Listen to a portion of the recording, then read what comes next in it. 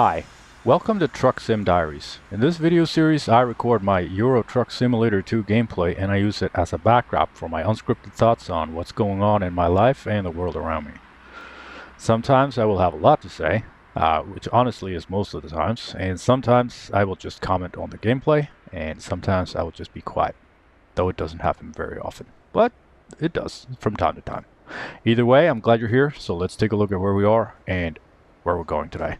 And as you can see, there's a new truck in front of us here because I'm going to do something a little bit different. You see this truck is a 4-axle truck, and it has this all this extra stuff on the back of it, like tanks. And let's take a little walk around and see kind of what we're dealing with here.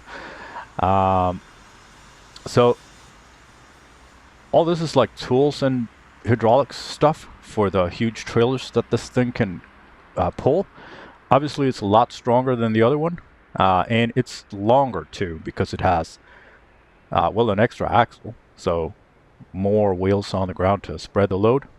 It doesn't handle quite as well, but it is very cool looking. Let me just turn on the lights here just so you can see it. Yeah, there we go.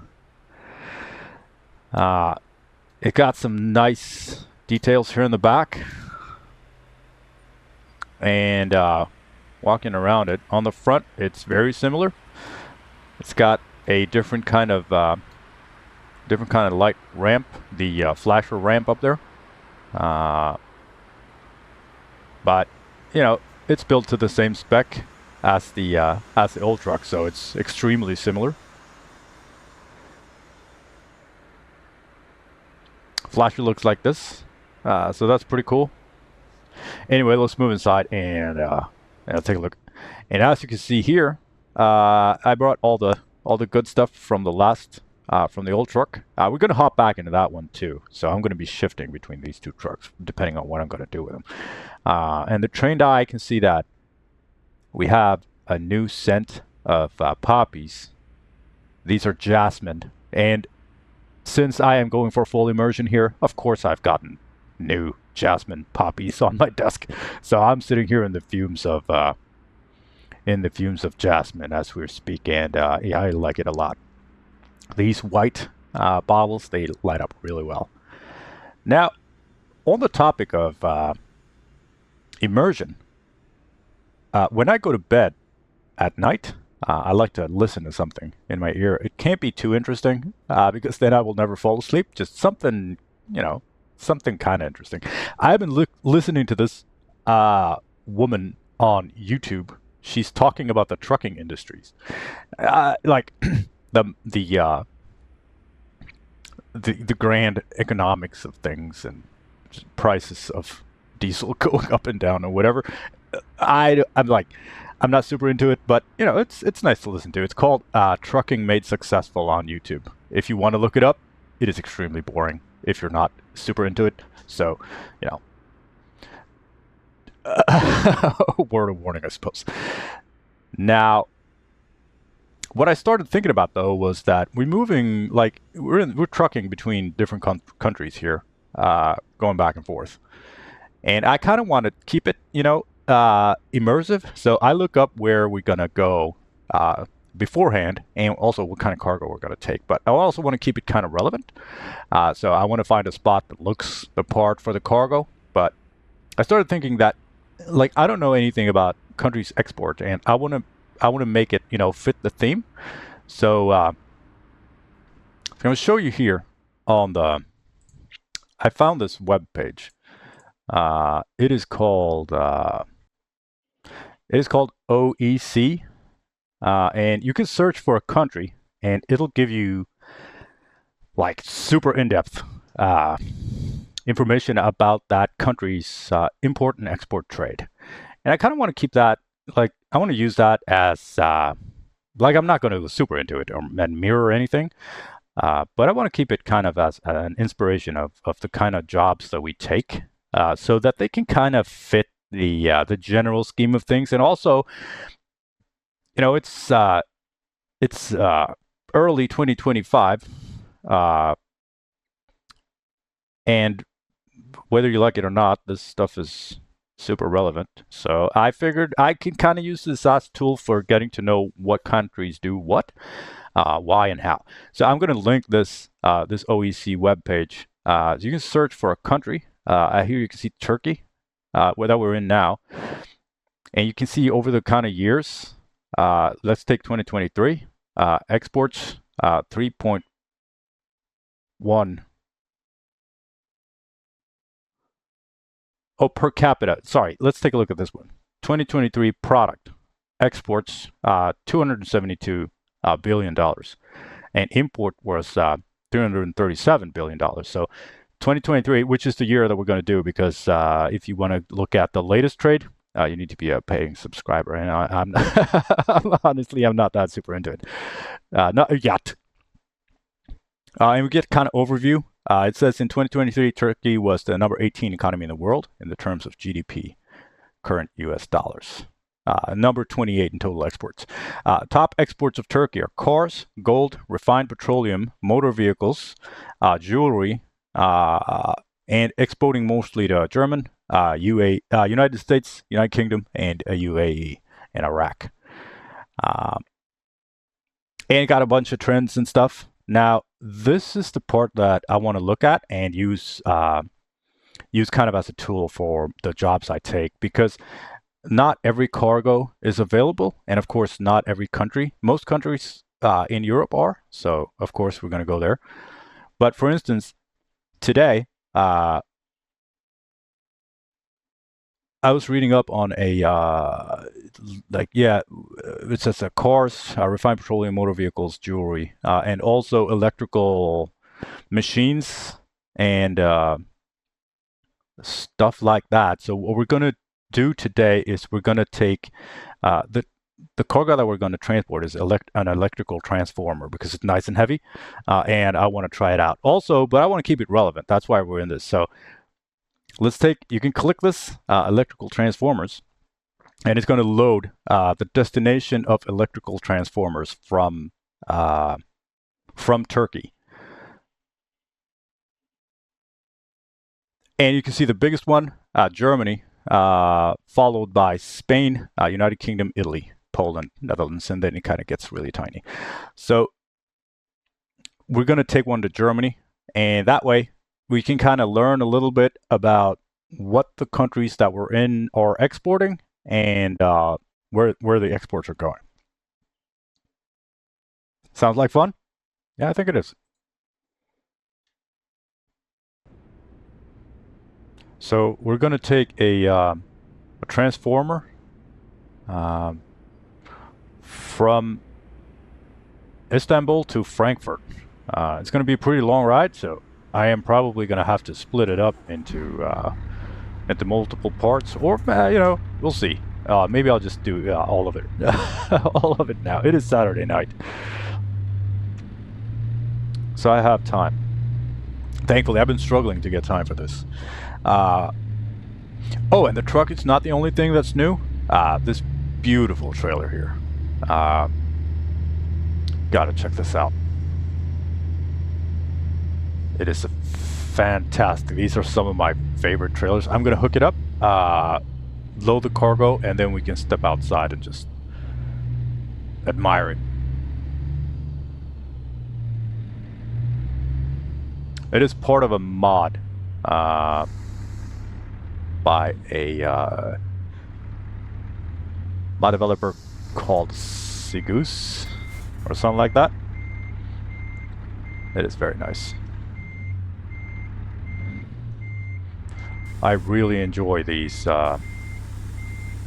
super heavy kinds of trailers. I'll try to hook it up without wrecking it.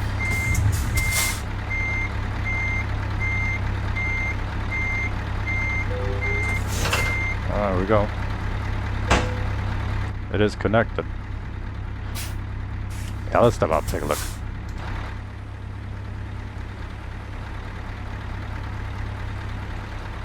Just everything about this is fantastically nicely detailed. And what's so cool about these trailers is, as you can see, the cargo space, which is the low part right here, it sits as low to the ground as possible. That's the whole idea of them. And you can see that the cargo sits beneath the axles of the wheels. The wheels are pretty small compared to the wheels of the truck. So that's to kind of get the center of gravity really low. And normally they use these kinds of trailers for transporting heavy machinery. And what you can do then is you can disconnect this gooseneck part here. As you can see, there are kind of right here, there are these ramp parts. That's where the, if you were to, for instance, transport some piece of machinery, you can disconnect the gooseneck, drive off with the truck, and then drive onto the trailer with the cargo, and then connect this whole thing back. It is very cool. It's a cool way to load and very efficient. And also, just look at these wood panels, man. So nice looking. Also, you see, you got this warning sign. It is Swedish. Bred last means wide load. And what's also fascinating about these trailers is that pretty much all the wheels are turning because that's the because it's so long, and it can even be extended to make the cargo space twice as long as it is. So there would be no way to drive these kind of trailers around if the wheels weren't turning. But that makes it, it's very easy to drive, but it's a little bit difficult for the mind to to reverse. As you will see when I try to do it, it is not easy. But yeah, man, look at this. Look at this. Just really cool. Let's load up the cargo and see. I'll show you kind of what it looks like. While it's loaded, it's just beautiful. Alright, take a look at this. Imagine how fucking heavy this thing is. In game it is 48 tons. So yeah, it's quite the hefty machine, and it's pretty tall. So even with these trailer that gets the center of gravity really, really low as compared to another trailer, like a regular, where the cargo sits above the wheels. This one sticks up really high into the air. It's a good thing we got these chains to keep it from falling off. I don't know how much they would help. But yeah, fantastic looking truck and trailer combination. I could just look at it forever.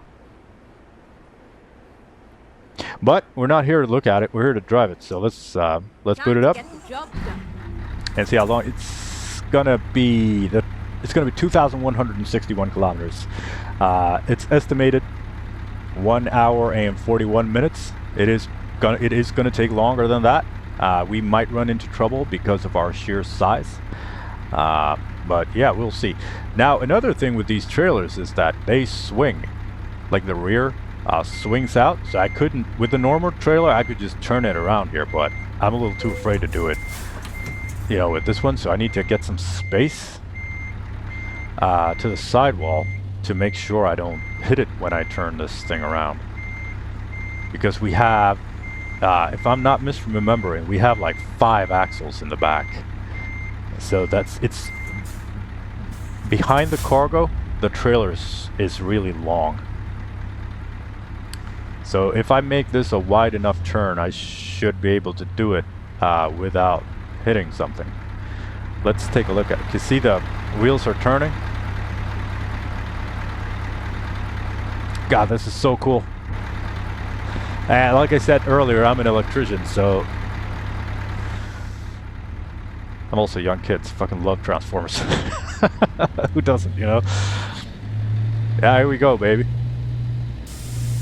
Let's get some ride height. Close the window. And be on our merry way. And yeah, like I said, it is Saturday. My wife left me just for the night. She's out with some friends. The kids are in the couch eating their candy. And I have this for me. I just feel so lucky to be able to do this. And I'm glad you're here. So we'll see kinda how long this takes to be on our way. Um,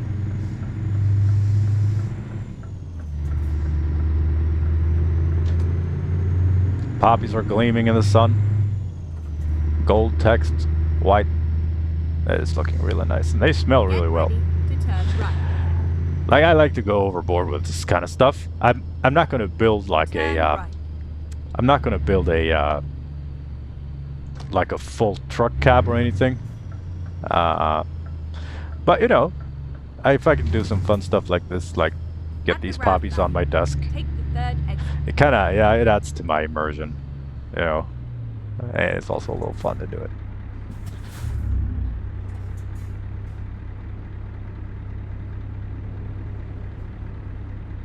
I don't really know how this is supposed to. I think I'm gonna drive now. Oh no, I'm not. Oh yes, I am. Oh no, I'm not. I think they're playing with me. Okay, I'm just gonna drive now. Yeah, he's waiting. Alright, thank you so much. Jesus. Stops, and these roundabouts are not what I'm used to. Swedish roundabouts, they don't work like this. And you might ask yourself, why did I put the Swedish warning signs when I'm driving this truck in Turkey? Well, because I think it looks cool. That's why. I think normally a shipment like this, it would be accompanied by these pilot cars, like these escort cars, both front and back. My Euro Truck Simulator friends, they're not available enough to do it, so we're just gonna do it on our own. I think we're gonna be fine.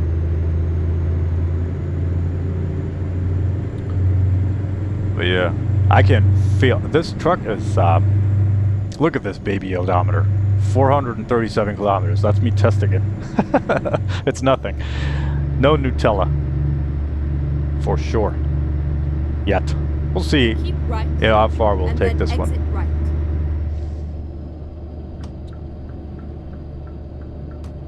Exit right. But I can feel like the wheel that I have on my desk, it's called force feedback, so the wheel, the steering wheel, it'll, you know, push back and be hard to turn, rumble, you know, stuff like that. And it's very well made, so sorry, I can like I can feel in the steering wheel how heavy this is. I don't know how to describe it, but like I can feel that the wheel, like for instance now that we're going uphill and when I'm accelerating, that's gonna push the weight back. So when I accelerate, the front wheels get easier to turn, but then when I brake, the front wheels get harder to turn. Does that make sense? Because when I brake, the more weight is pushed forward. And in this mod pack, hopefully I get a chance to show you. There's also even bigger stuff, like gigantic excavators and such. Oh, please pull in for a vehicle inspection at the nearest weight station. Here, we'll see about that. To do that with any kind of, to make it any kind of sense, I would have to have a,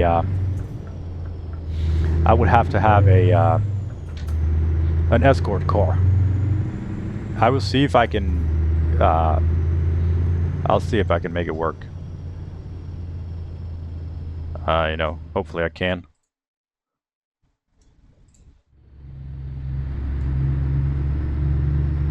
My trucker friend has said he's down to do it, but we gotta find a, you know, we gotta find a time where we're both available.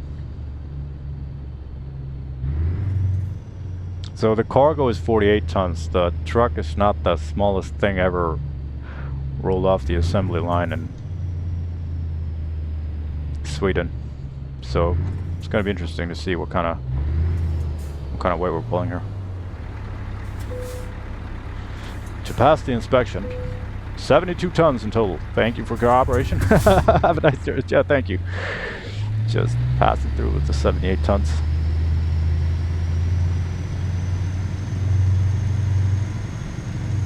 Hey, we'll see what kind of fuel economy we'll get.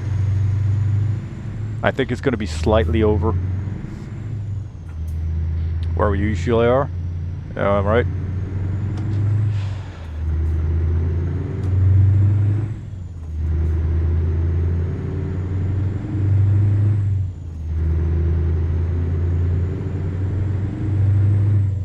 Also, like I've shown you in pictures earlier, I ordered a Scania grill emblem, Keep left. and I put it on in the center of my steering wheel. It is very nice looking. It's that kind of, that kind of stuff that, increases the enjoyment for me.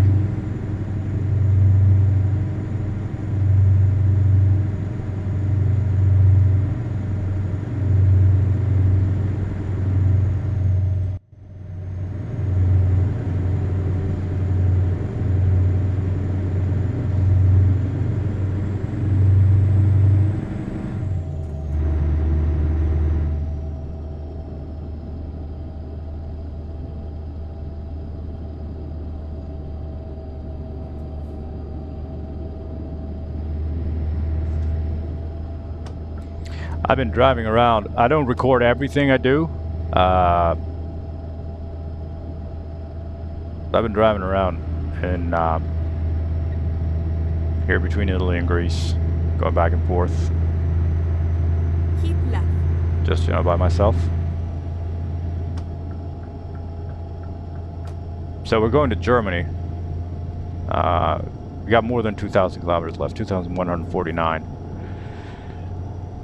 And it's gonna be good. Go back to Northern Europe. It's been a long time since I've been in Germany, and since I was there last, they've updated it. So we need to go by Berlin and take a look. One of my favorite cities in the world to visit. I think I've been there maybe 7 times or something, 6. Well, maybe 5 or 4. I don't know. My wife will correct me, I'm sure. She's like, it's actually only twice. Okay. No, she heard me. We used to go there a lot when we were young.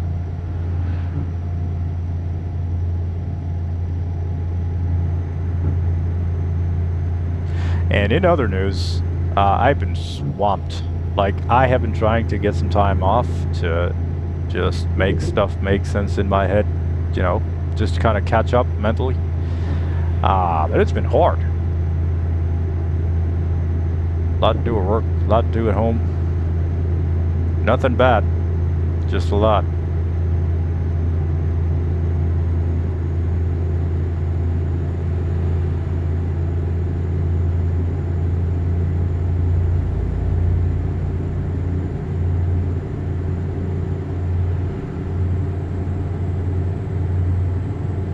Oh, and the truck, yeah, like I said, it is made for heavy duty, so it's got a much beefier engine, much beefier transmission than the normal truck has. Just pretty much specially built for something like this.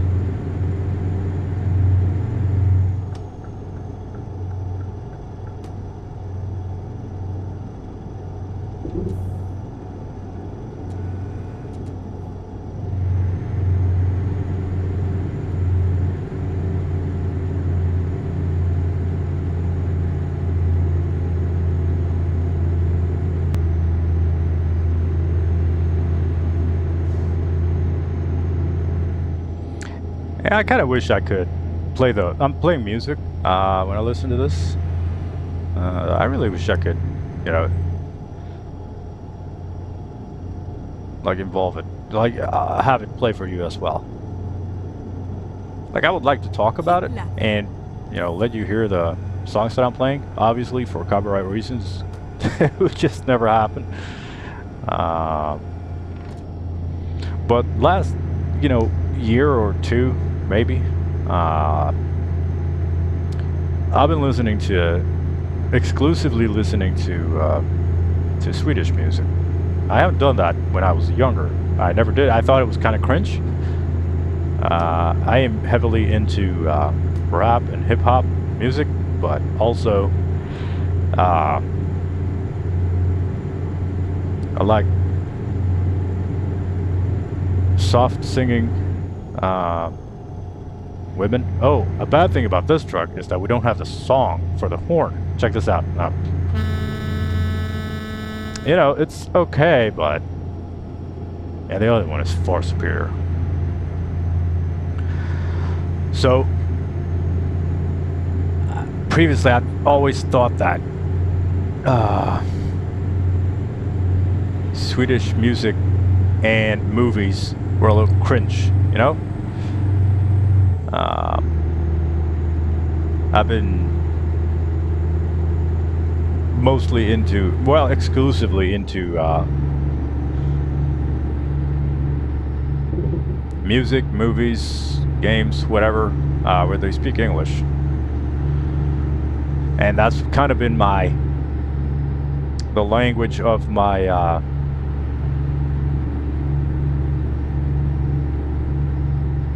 the language of the culture which I am, the pop culture which I am enjoying, and it has, it's formed me in a way, I suppose. But I felt like I kind of missed out on a lot of the natives, the Swedish stuff. Also, I've always thought it was, like I said, I thought it was cringe and a little embarrassing. And I kind of like a couple years ago, I started digging into that feeling. And it was especially that feeling amped up to 11 is when I watch a play in Swedish, like in a theater. When a person is acting in front of me, like a stage actor is acting out a play in front of me, I get this it's so fucking hard. Like, it's so hard to watch because it's like so cringe. And I kind of wanted to dig into that emotion and see more of it, because I like to feel a lot. So when I feel something, I want to have a lot of it. I want high saturation of my emotions. And apart from, when it comes to enjoying movies or music or whatever, a play that's where it's in its strongest format. So I kind of started,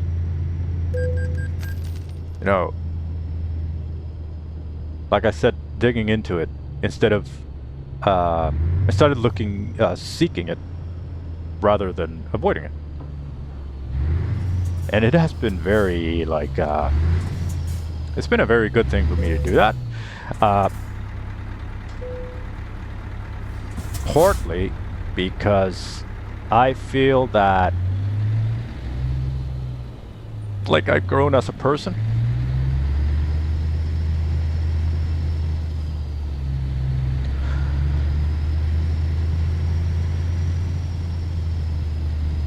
Where I don't, try to escape or hide from any emotion, but rather just let it, let me have more of it. Let it just flow, I wonder if these guys are stuck here. Let's give them a couple of minutes, see if we can figure it out.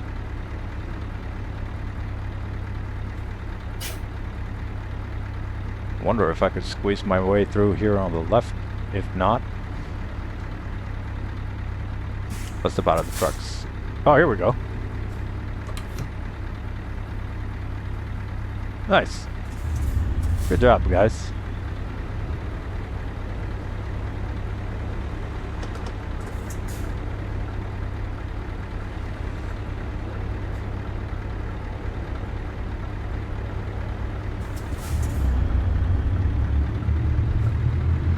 And yeah, like, Caution. Please watch the speed. like I said, I want high saturation emotions when I'm really, you know, getting into something. And mostly the things that I have been getting the most, you know, most intensive emotions from when I'm enjoying something is horror movies. I don't do it a lot. I used to do it when I was younger. I watched a lot of horror movies, Keep left. but I don't anymore. I can't like. Well, I suppose one emotion that I really can't deal with, that I've gotten a lot worse at dealing with, is the potential threat to mine or someone I love's life. And that is since I've had kids. I just cannot handle it. I used to be like a tough guy, but I am not anymore. But so like apart from that, there wasn't really anything else that was like high saturation, intense emotions. But now that, but then I did this experiment with the Swedish stuff. And I felt this embarrassment, and I kind of wanted to stay in that emotion for a little bit, and this cringe emotion, and just kind of let it flow, like a person acting on a stage, you know, gets eye contact with me and continues the act. It's just, oh man, it was just so much for a little tough guy me. But yeah, now, man, I fucking love it. Especially going to a play. That was I found that to be fucking embarrassing and weird and fucking. I feel like I don't belong, and I like just so many things all at once. And that is like one of the most intense way to do it. And then you go to a fucking musical, and it's like, yeah, it was just so much. But now I can't wait for the next time. I don't go a lot, maybe once a year, but when I do, I enjoy it so much. And one of my favorite musicals that I've been to was in Stockholm. It was Moulin Rouge. And there was this guy singing one part where he's singing. It's a big guy, like a huge guy. And I fucking love male actors, especially dancers. But this guy was both dancer, singer, actor. Because it's just such a fantastic display of courage. And so this huge fucking guy in like makeup is singing the song Chandelier by the artist Sia. It's one of my favorite songs ever since, because I'm thinking of that guy, and when he's singing that song, like with those lyrics, it was just such a great experience. It was really powerful.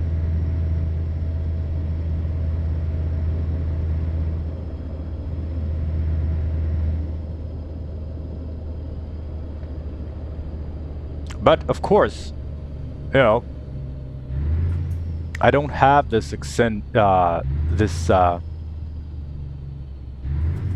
this strong sense of embarrassment or cringe or whatever anymore. Like, I get used to it, accustomed to it, and I can also, you know, see past it, so that it is no longer kind of a filter for the things that I enjoy. And that's kind of ties back to the music that I was talking about. Oh, let's roll past these guys. cops want to stay in line. It looks like truck is going to be this way, so I'm going to just go this way. So, what was I saying? Oh yeah, the music. Now that cringe filter has since disappeared, of course, and I could much more see it for like what it is. And guys, it is fucking beautiful. We have so many great Swedish artists that I listen to. I have like, I'm in awe, and the lyrics are just hitting home, and it's, I don't know what any genres are called or anything like that, but for the most part, I enjoy Swedish, northern Swedish hip hop, and then just, you know, soft singing women.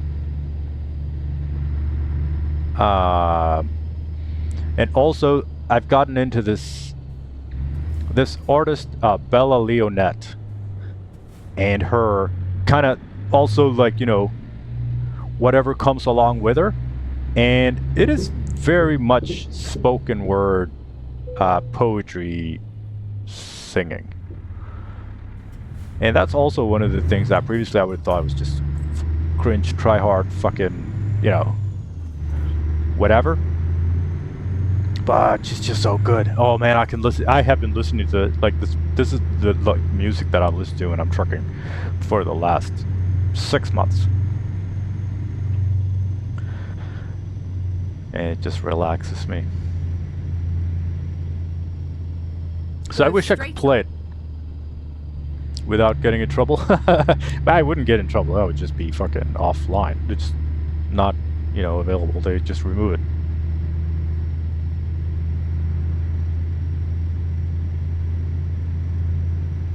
But yeah, look up Bella Leonette and just put on her, you know, Spotify radio and just let it play. And then you will be hearing what I'm hearing. Oh, I'm driving this. I used to listen to very hard hip hop, also metal, angry music, you know, overall. But yeah, I need less stressful things in my life, not more.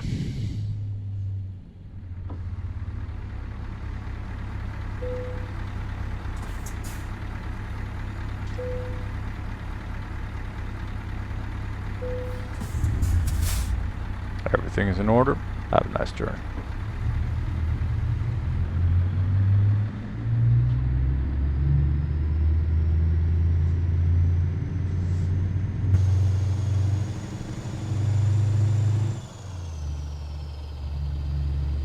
So we're gonna find a place to park here. I need to put some kids to bed. We could fill her up. We're a little over half tank, but it couldn't hurt. So let's top it off. I'll go put some kids to bed, and I'll be back in like, well, no time at all. It'll just it'll just cut to me being back and continuing.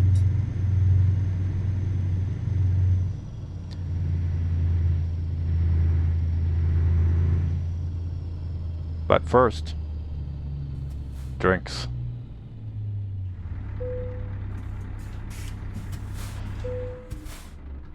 Let's get out this truck and refill it. Let's take the long way around. Just get a look at this beautiful package.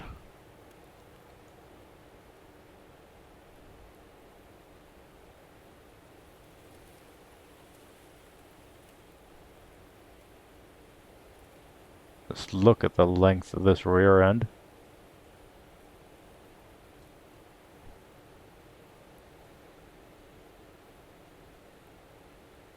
Nine axles carrying this 48-ton transformer.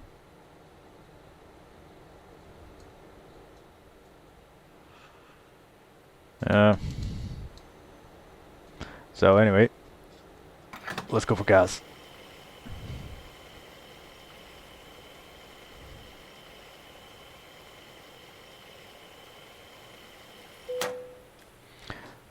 Tank is full.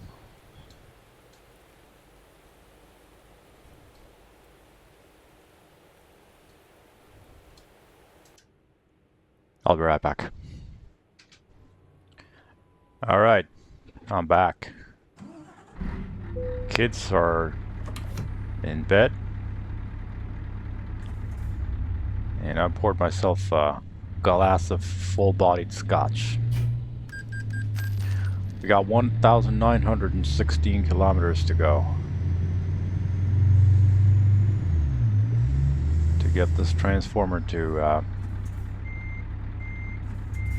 Germany.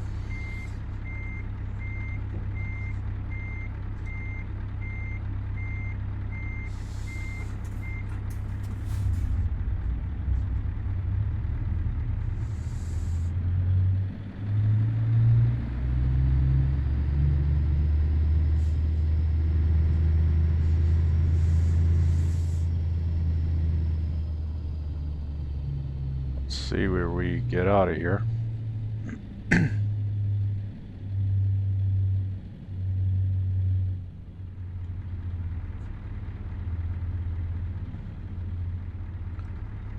Think we should go that way, maybe?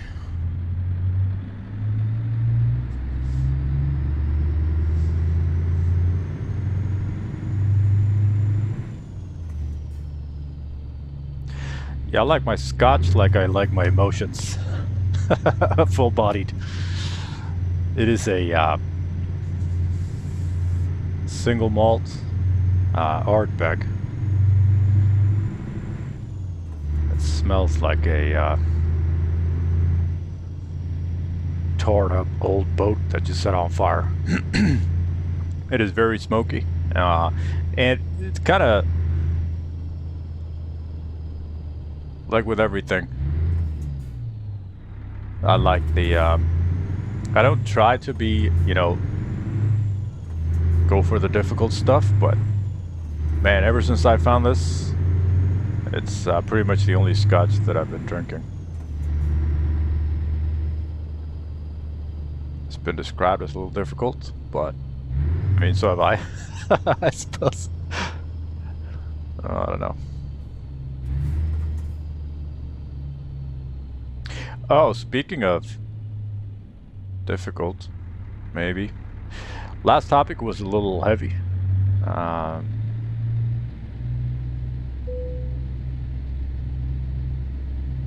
About losing friends. But I've also been thinking about that, you know, getting friends back. And I have. I had this one friend that we kind of gone back and forth.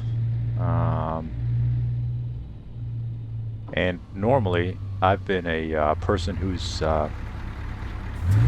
pretty definitive, like when it's over, it's over. And I was looking back on it, maybe I would say I've been stubborn, but I'm practicing and keeping an open mind and let bygones be bygones and move past stuff. Also, just not let things get to me. And it's been good. Like, it keeps more people in my life. So I'm gonna try to do more of that, you know.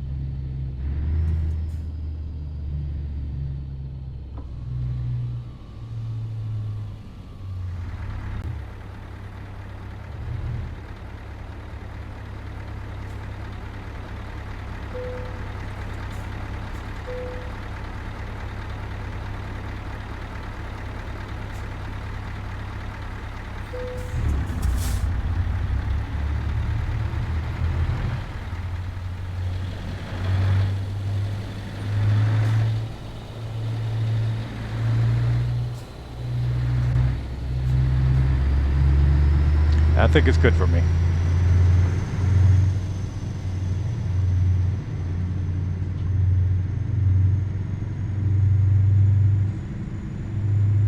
accept my, limitations as a human, and also accept other people's limitations, their patience with my limitations.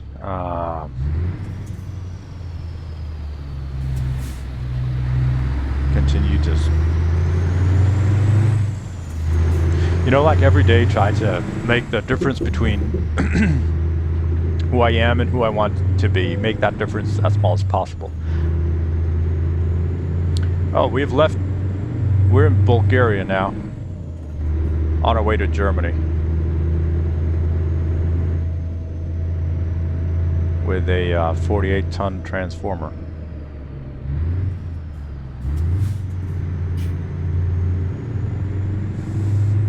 It is very easy to drive with this trailer. I can tell that I am driving something that's a lot heavier than what I usually am.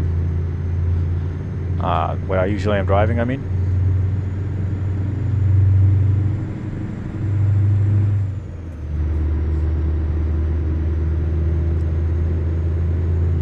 We got 3 hours and 57 minutes until we need to rest. In-game time is 10 minutes past 4 in the afternoon.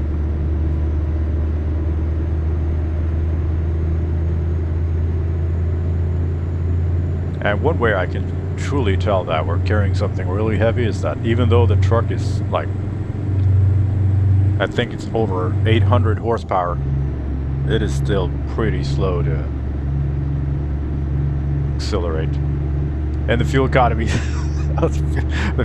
so far we are at 56.8 liters per 100 kilometers. So, yeah, almost twice where we're normally at. I don't expect anything less, but yeah, that's another way you can tell that you're carrying something really heavy. Hopefully we're not going to have to use the emergency brake. I don't know how far we need to stop this thing if something were to go bad. I think we're going to be fine. We just need to be cautious.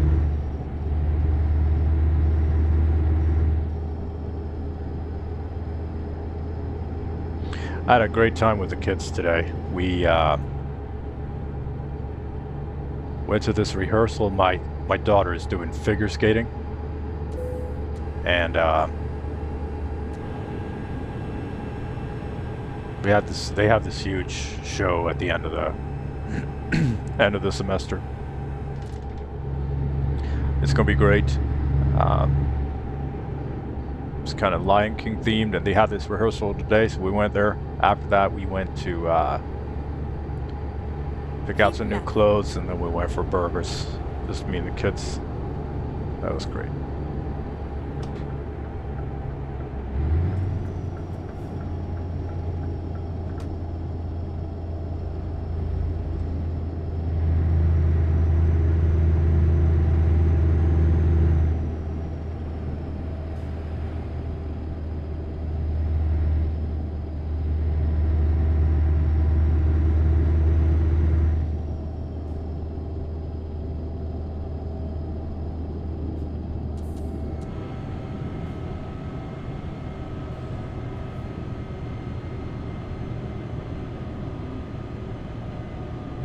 Got this place in this chain in Sweden called Bastard Burgers, and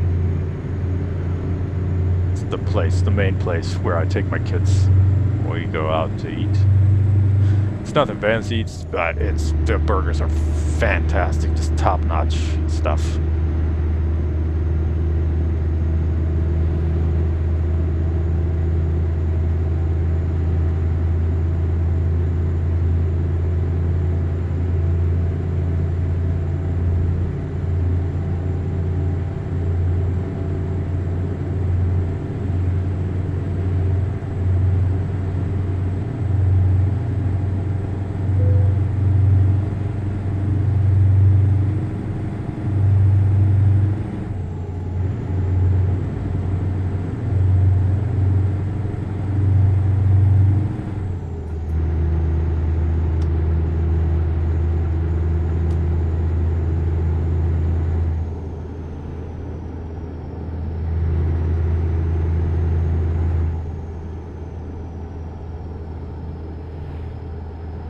got a couple more gears in this gearbox. It's like I said, it's a special kind of heavy-duty gearbox. Right now we're in gear 21. 21. Let's take a look at our current fuel consumption. You know, cruising like this is not too bad. Obviously higher than normal, but nothing crazy. So if we could just maintain this, he'd be pretty good. You know, looks like the road is going to be pretty straight for a while. We'll kind of see what happens.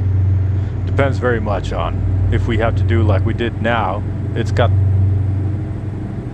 this reactive cruise control, so if the vehicle in front of me brakes, the truck's gonna brake too, and then we need to catch that up. That loses a lot of momentum, and we spend a lot of fuel getting that momentum back. So I'm gonna keep it 5 below. This is a 90 road, so if we can keep it 5 below, hopefully we'll have a clear field in front of us, depending on, you know, lane changes and stuff. But like, I'm gonna try, but we'll see where it ends up at the end. Also, fuel tank is a lot smaller on this truck than on the last one. We've only got about 2,800 kilometers. Well, that's not too bad actually. Maybe it's pretty much the same.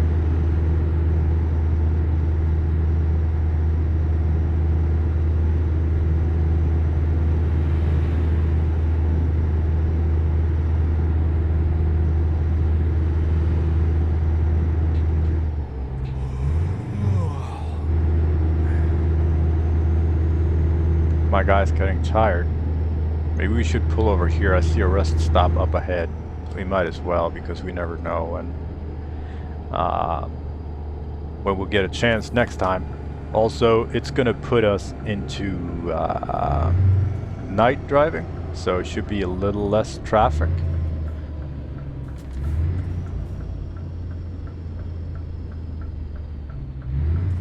See if I can get us in here. Yeah, here looks like a good spot. Excuse me, coming through with my 48-ton transformer. Okay, let's find a new route.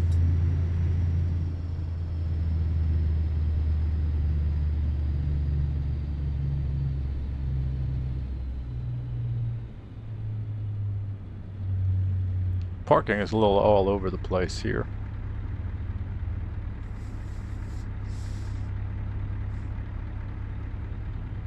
Let's see if we can just pull up next to this one, if it'll allow us.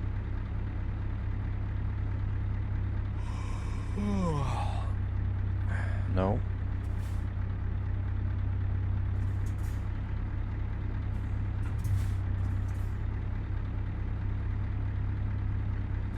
Okay.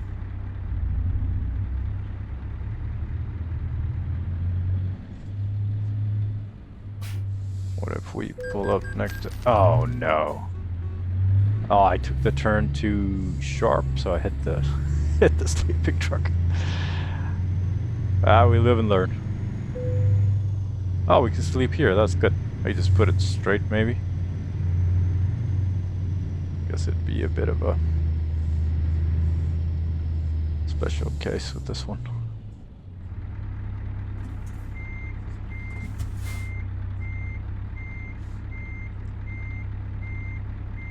Could make it look a little bit better. So you need to take the turning of the trailer into account when reversing, and it's hard for my head to I gotta wrap around it.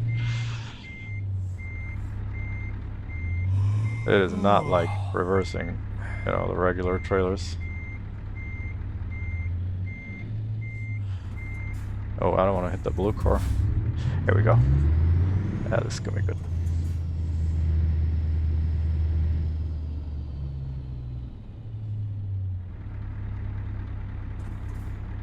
Let's go outside, take another look before we sleep.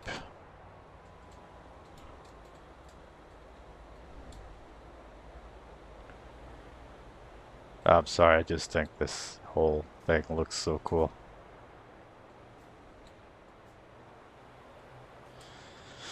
Alright, let's get some rest. 4 hours sleep. And it looks so good with the lights.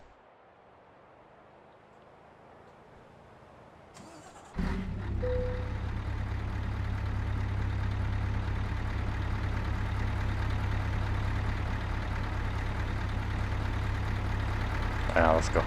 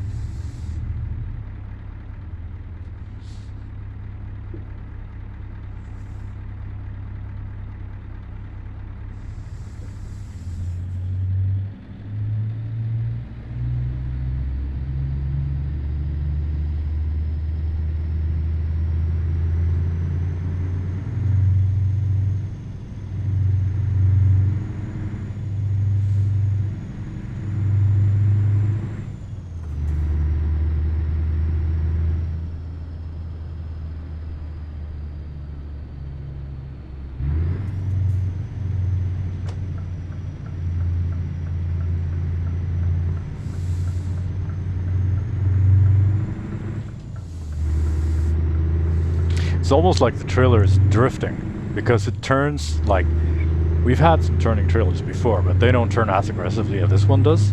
So it's almost like it's drifting behind the truck.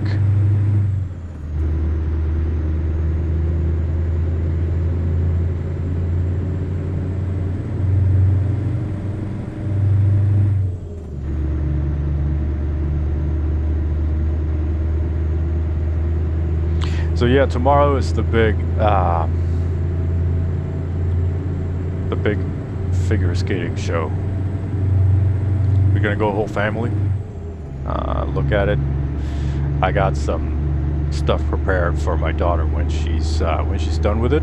Like it's the end of the semester for the ice skating semester. She worked really hard with it. I'm very proud of her, and she should be very proud of herself. I think she is. Like these figure skating girls and boys, there's not a lot of boys, like 1 or 2. But man, these are some tough people. Like even the kids, but the teens, the adults, they work hard for their, for their stuff. You can see that they really put in a lot of effort, a lot of hurt. They get over a lot of hurdles. Like they are very disciplined when they're just practicing over and over and over and over and over again to get one of their tricks or whatever it's called. Fall over, ice hard as hell, hurt themselves, and they just get back up. There's no crying, there's no, they're a lot tougher than most people I've ever met, including myself. Guess that maybe they internalized a lot of stuff. I have no clue, but at least to me it looks like they're hard as nails.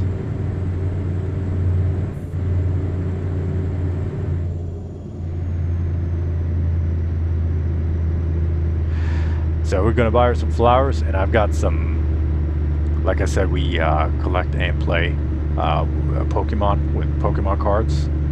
So I got her a couple special cards that I know she's gonna love.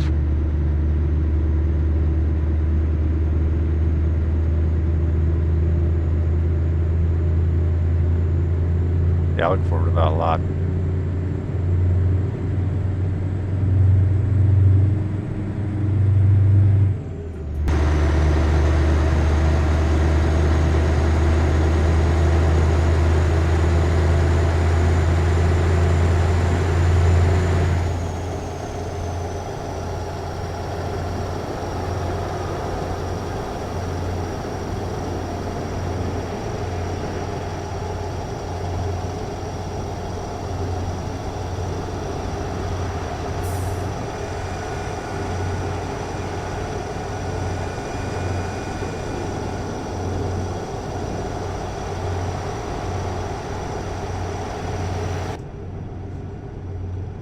off to Monday again.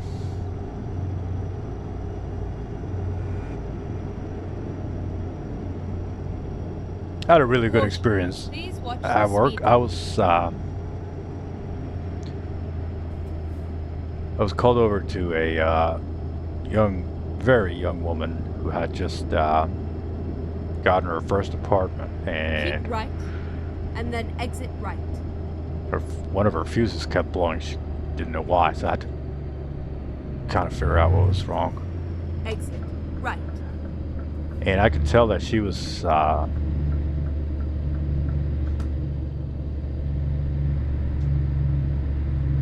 insecure about what was going on and worried. Both my wife and my daughter are the worrying kind. So like I recognize the symptoms, I suppose. So I explained to her, like, didn't go super in depth, but I explained to her, in detail what I was doing and why, what kind of effect I was hoping for, just so she would know that what I was doing. Because a lot of like tradespeople, they don't communicate very well, so it almost becomes like this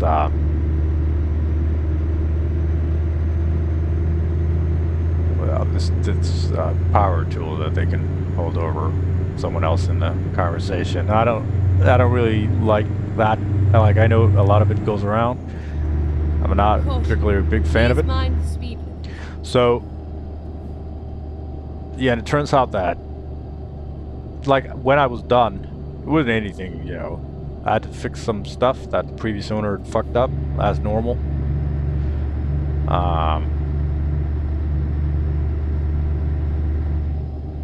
But after like 2 hours or something after I left her, her dad called me, and he said thank you for explaining to her what was going on, because he said like she's the worrying kind. And I'm like, yeah, I could tell.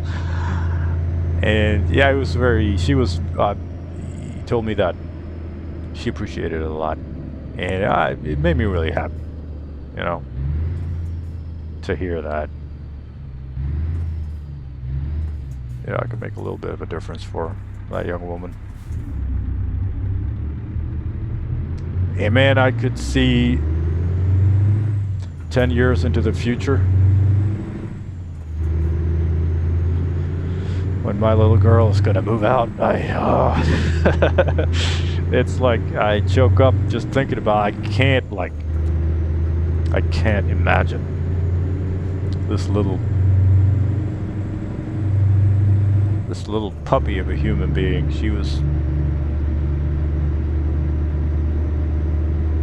It was so small when she was born. When she was born, she didn't sleep very well. She was worried. She didn't sleep, kept her mother awake. So I started staying up at night with this little ball of a human. Just a couple kilograms. So I used to wrap her up in a, I guess you call it a shawl. To my chest, my bare chest, and I wrap her up there. And I used to play flight simulators.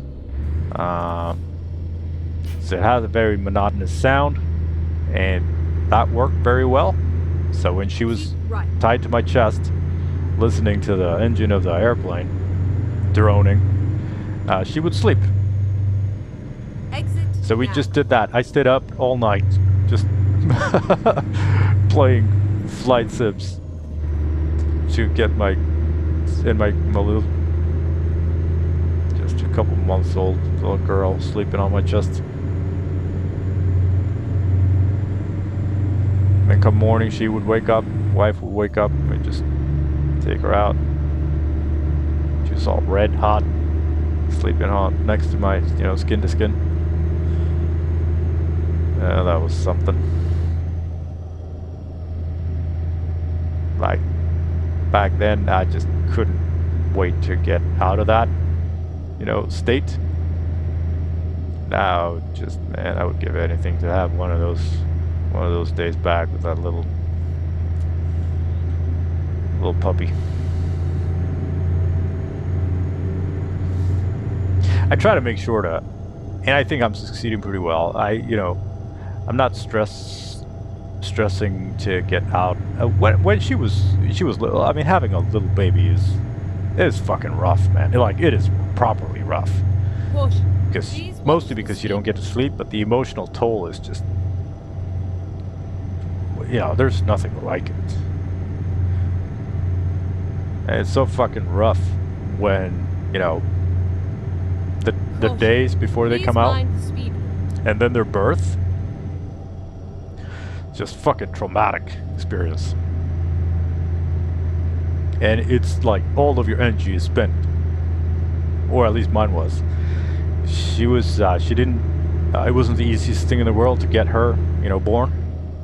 So both me and my wife were fucking spent when that kid came out. And it was, the first doctor that, when a kid is born, in the hospital, they have a speeding violation. Oh, it's 30. Well, yeah, I've heard that. Exit right. So when the kid is out, a doctor will do a checkup. And this doctor, we had some communications issues. She didn't know the language very well, and she was a fucking piece of shit. So she said basically like, her foot is like that. My daughter's foot was malformed, and she used a term that is a diagnosis. But most importantly, she said that there's this whistling sound in her heart. And then she was like, bye. And we've been up for 24 hours, 40, I don't know. I've just fucking drained, And there's a lot of talk about what you're going to do the leading up to that. And then when the kid is out, it's like, yeah, here's your baby, bye. We stayed at the hospital still, but the checkups were few and far between for that night. So it was a couple of really fucking... what is police put in for the vehicle inspection? Where do we do that? Probably up here.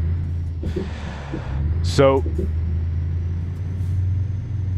I was so fucking tired that I didn't think of asking like, oh, I'm sorry, can you please provide me more details? So I was just worrying like, do I worry about her being malformed, or do I worry about her not making it at all? Which is not, not the best kind of worry a person can have. That was a bad night. And then rounds come, and they're like, they come in, they can see the fucking desperation. So the nurses are like, hey guys, how you doing? We were like drained, and both emotionally and physically, and just fucking be like I don't know. Just, I'm pretty sure I was fucking I'm pretty sure I was fucking transparent at that point. But they were like, oh no, this that's just they said that her foot was over bendable or whatever, over flexible, and the some valves that normally close when some valves in the heart that normally close, they can take a couple days to close when the baby's born. It's normal. It's nothing to worry about. So neither of the things were anything to think about. It was just that the fucking doctor made it sound like I was gonna fucking lose my kid, or that's the way I heard it, and I'm blaming her. I don't know. Just, it was too much for me. So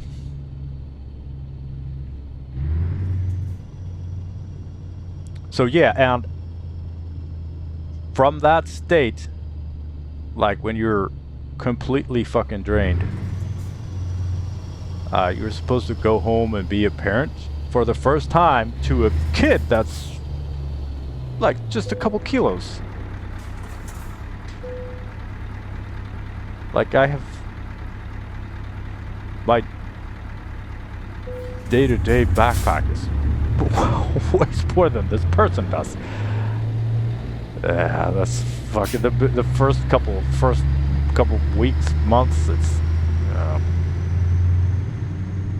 It is rough. There's no mistaking that. But still, I try to like, and then there's the 1 year and 2 years. You know, every year has their kind of problems. But I try to make sure to not think in the to not have the thought process of well, if I can just overcome this hurdle, it'll get better. But instead, you know, every age of the child has its challenges, but man, it's just like with everything, there's more good than bad. So if you just focus on the good stuff, it's all going to be, it's all going to be great. So I don't feel like I've emotionally or mentally,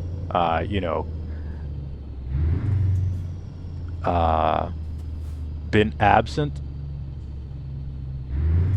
but I would love to spend another day with my 2-month-old son or daughter when they were just little, because I think universally every parent can agree that you blink and it's over, and you can never ever get it back. And that's just, of course, I look forward so much to like seeing them grow old,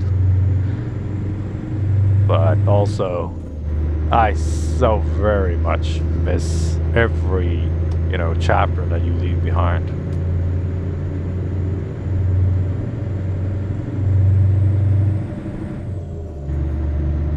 My daughter is 9 and my son is 6.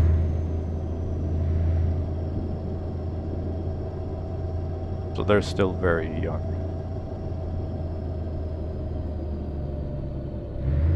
And she is very much in a rush to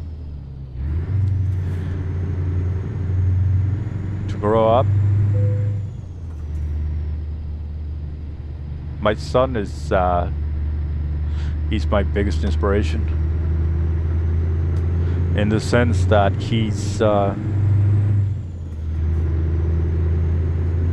very much carpe diem kind of person.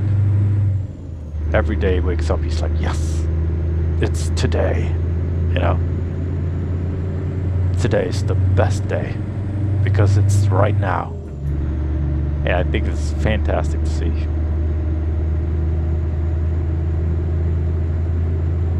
And I hope he gets to keep it for as long as possible.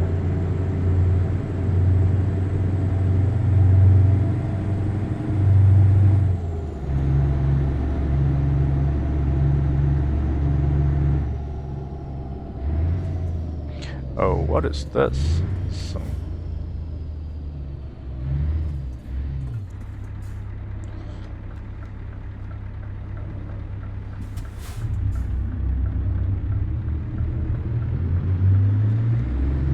All good.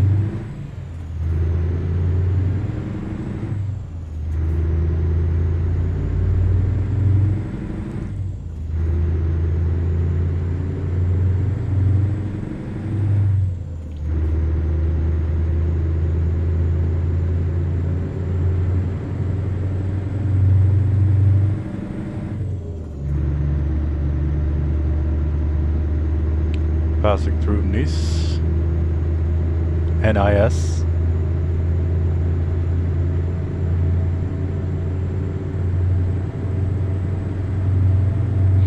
A lot of accidents today.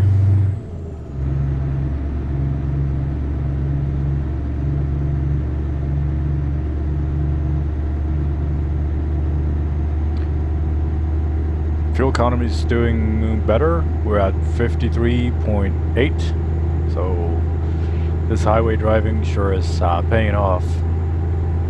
It continues to get interrupted by, you know, whatever, but if we can maintain this, it'll be great for the fuel economy. Not that my 2 fines that I have so far are helping the economy at all. I'm going to try to be better. We still got 1,491 kilometers to go, so there's still ample time for me to mess something up, especially with this trailer that I don't really know yet. But yeah, I'm gonna give it my best.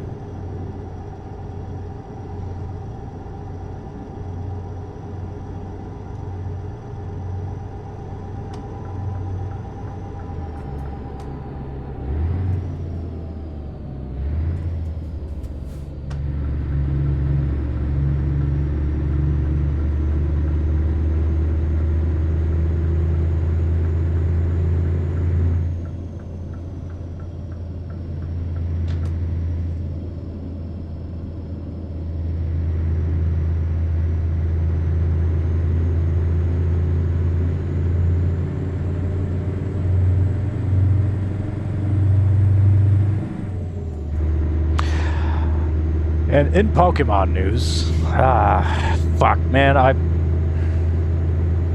had a package. I bought some cards from this person, and I don't mistrust her. She sent me a video clip of her leaving the package in the mail, and she's got great references, so I do not mistrust her at all, but the package hasn't arrived. Man, I think the Swedish Postal Service has fucking lost it. It wasn't a huge investment monetarily wise, but I really wanted those cards. And they're not super easy to come by, so it's more that than anything else. So I'm a little frustrated about that.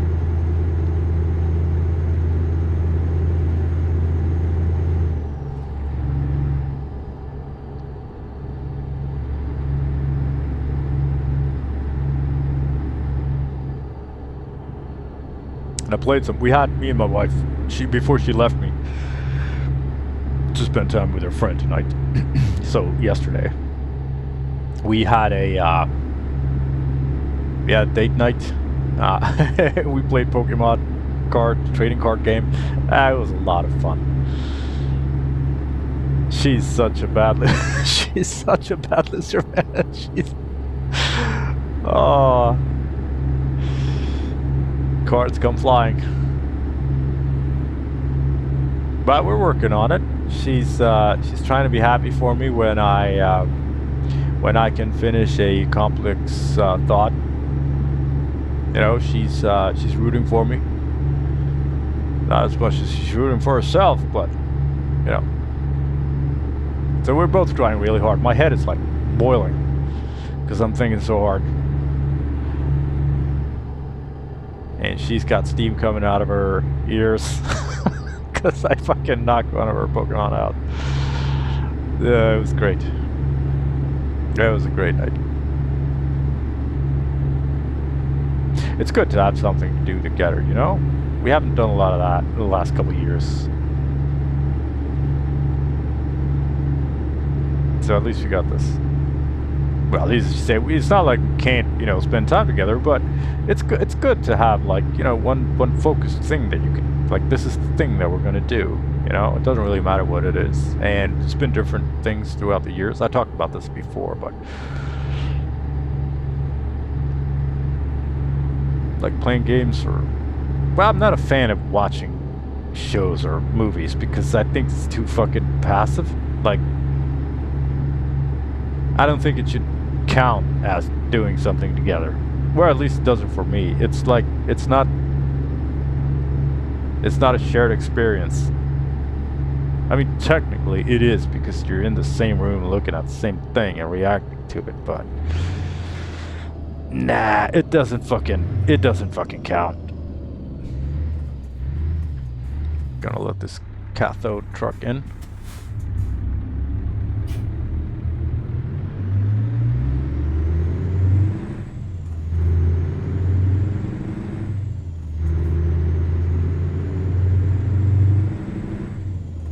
Could use one of these escort cars for sure. Man, would that be so cool?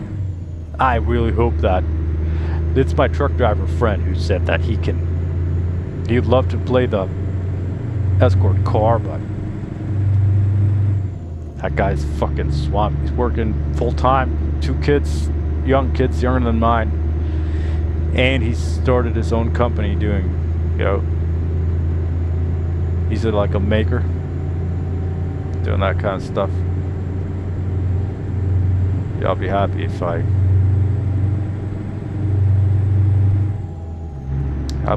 can get a message from him, much less a whole night driving an escort car, but that'd be so cool. Hopefully we can do it, and hopefully he will agree to me recording it.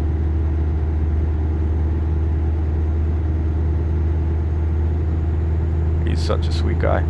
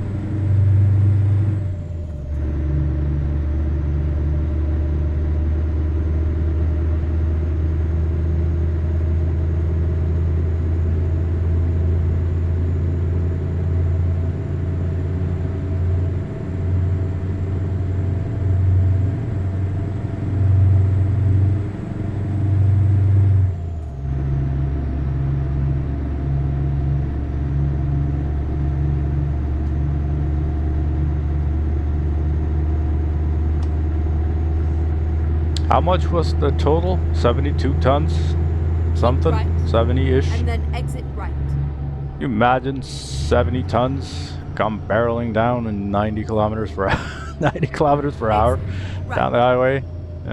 Hope nothing goes wrong.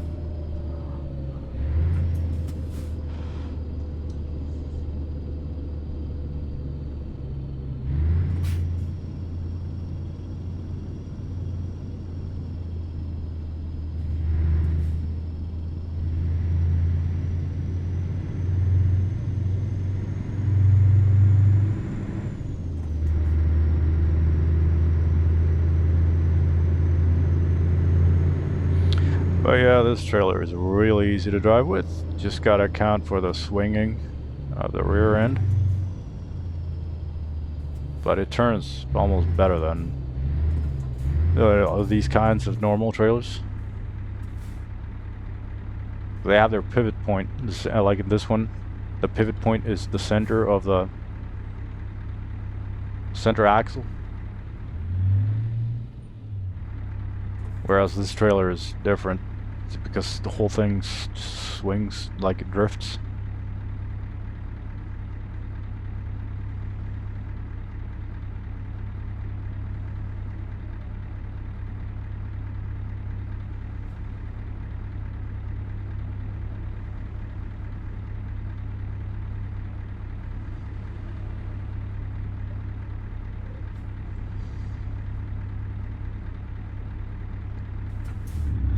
Waiting for me? Alright. I don't mind.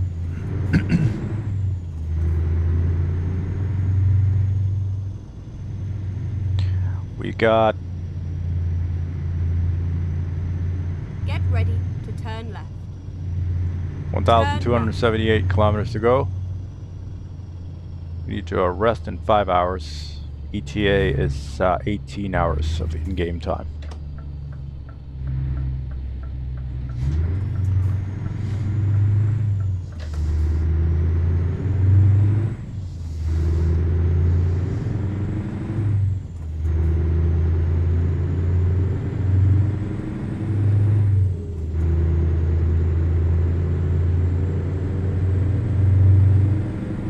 Fuel-wise, it's really good. We've got more than enough. I think we're gonna stop refuel like in maybe 20 or 30 minutes.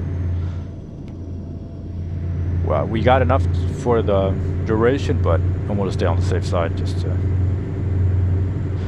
make sure that it doesn't happen very often, but we could get into some detours.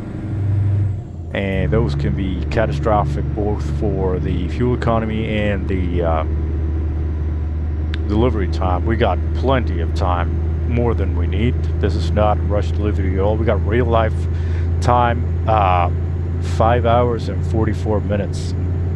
Caution. Please mind the speed. So that's very, very, very much more than we need. Estimated time left is 58 minutes. So I think it's gonna be fine.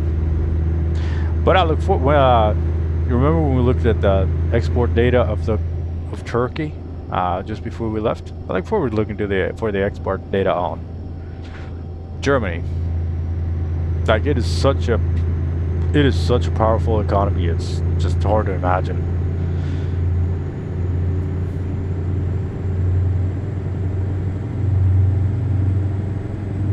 Because I figured the way we do it is well,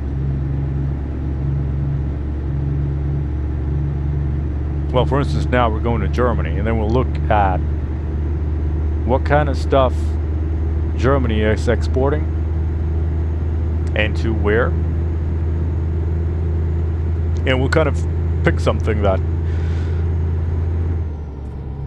feels suiting of the top exports. We didn't really pick one of the top exports of Turkey because it was below 1%.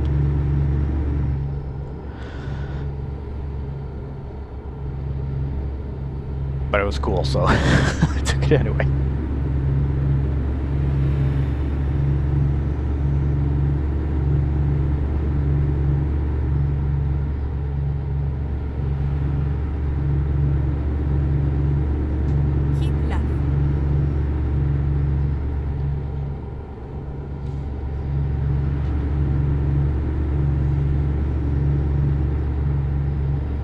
And we got some bad news with my car. It's a plug-in hybrid, and now I got this letter from Ford that there's been some instances of the high voltage battery, which is the battery that drives the car, can short circuit and like catastrophically catch fire. So before they figure out a solution to it, I can't charge my car from the home plug. And speaking of fuel economy, that's not helped my fuel economy. I've been really happy with the car because it runs. It's so it's a hybrid, so it's both gasoline and electric with a big battery that I can charge, and it normally takes me around 60 kilometers on a charge, which is very good. It covers like, I don't know, 98% of my everyday needs. You know, taking kids to ice skating practice and swim classes and whatever. Speeding violation again? Oh, Jesus Christ. I need to pay more attention. The Scotch is not helping and the talking is not helping, but I can't help it. The talking and the Scotch, I mean. So yeah, I can't charge my car and it stinks. You know, running it without charge, it's a pretty solid, you know, regular hybrid, so it's charging its own battery by just, you know, driving around and then braking and stuff like that. So fuel economy is not the worst. It's not like the Volvo that I had before. That was fucking awful. But yeah, it sucks. And they said that they expect to have a solution to it end of Q2. Hey, we'll see about that. I'm not holding my breath.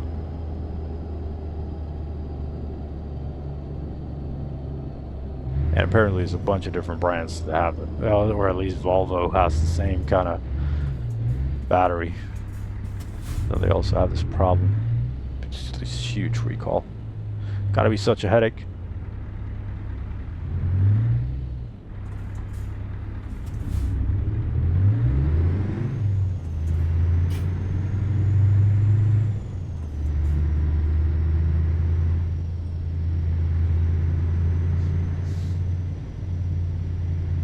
Oh, I forgot to check how much this cargo, how tall it is. If it's much taller than the truck, I think it's a little bit.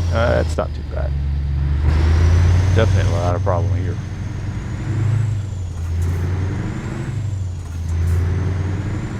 I suppose we would have noticed.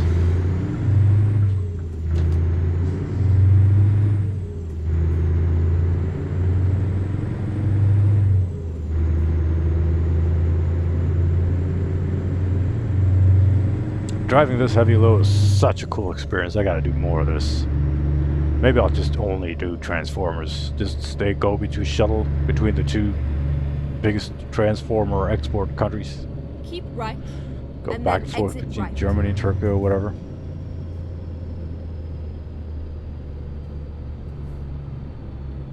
Exit right.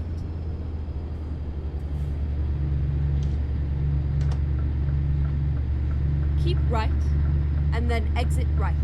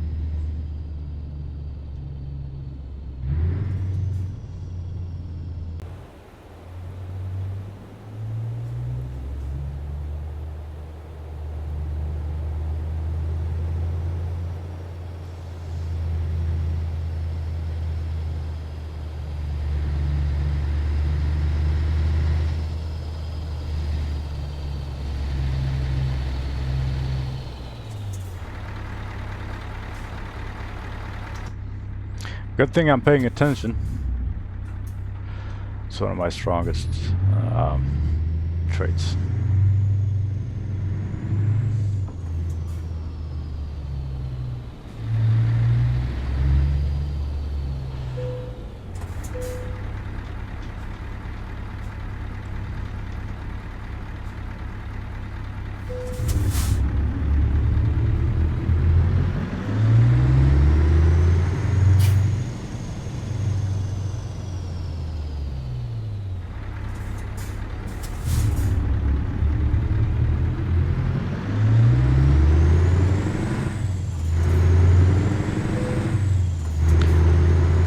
Entering Croatia.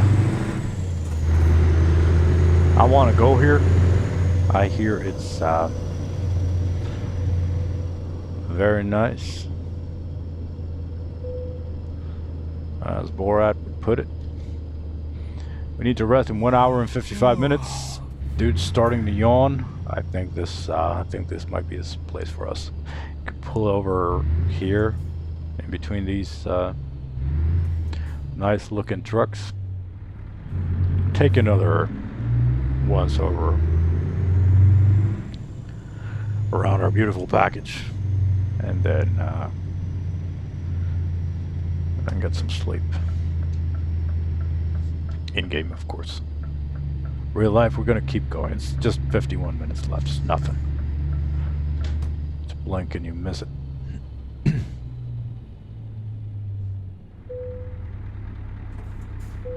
Alright, engines off. Parking brakes in. Oh, let's go outside, take a look.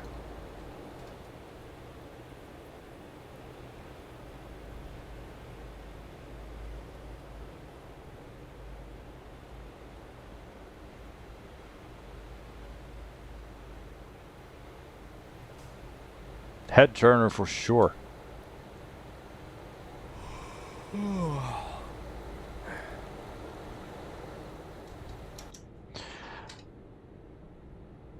It's gonna be what, 4 o'clock maybe? Yeah. Nice afternoon drive. Let's go.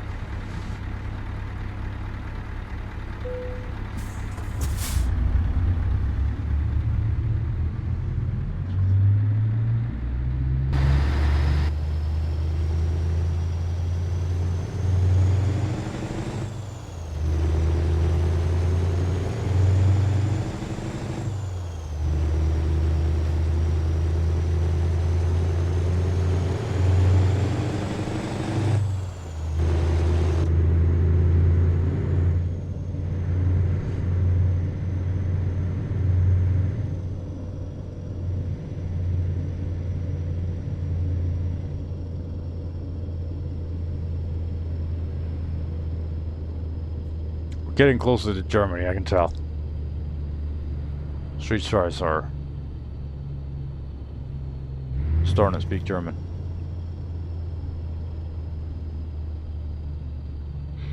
You know, for being this big and long, we're actually not that wide.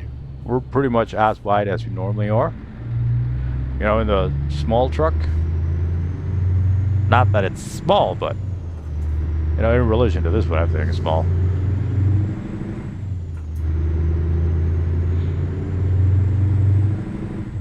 But we're not that wide. We're more long and heavy, if anything. So I got used to this. Like, I have gotten used to having this place to vent, to kind of format my mind.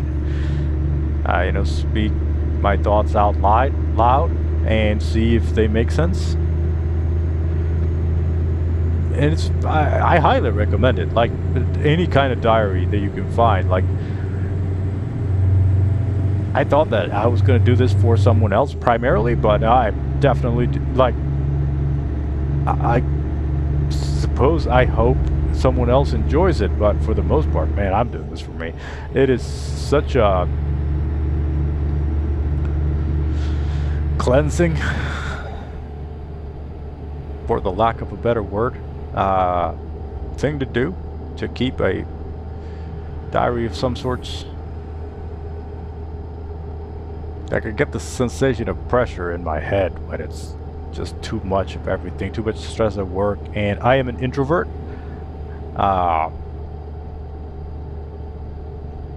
Like a,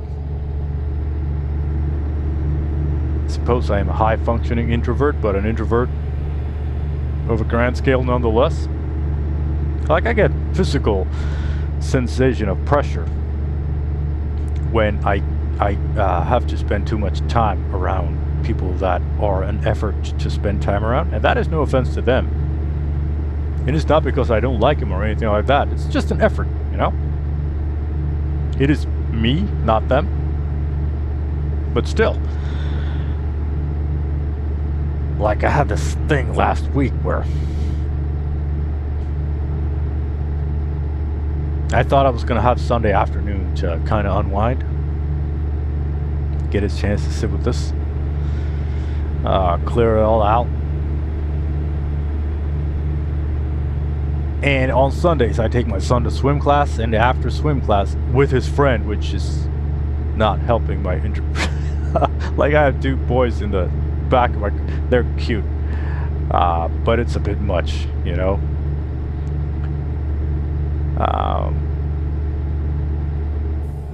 But normally after that, I get a chance to kind of, you know, recover.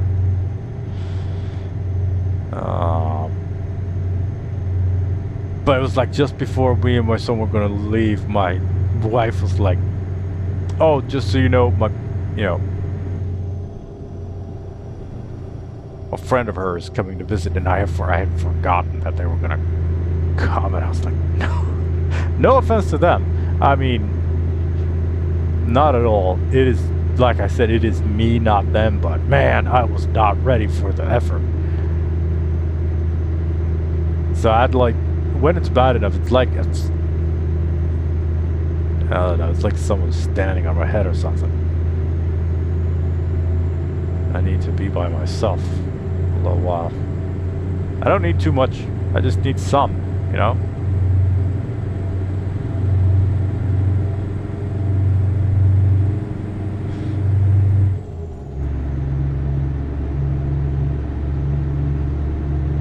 So we are getting closer to Germany, and I think we are done with the 90 kilometers per hour highways. It's going to be 80 kilometers for now, I think. That's good. That's good for... I think 90 is a bit too fast. I like to ride slow. Oh, speaking of that, I live in, I think, one of Sweden's least cities where it's least the city is least adopted for driving. The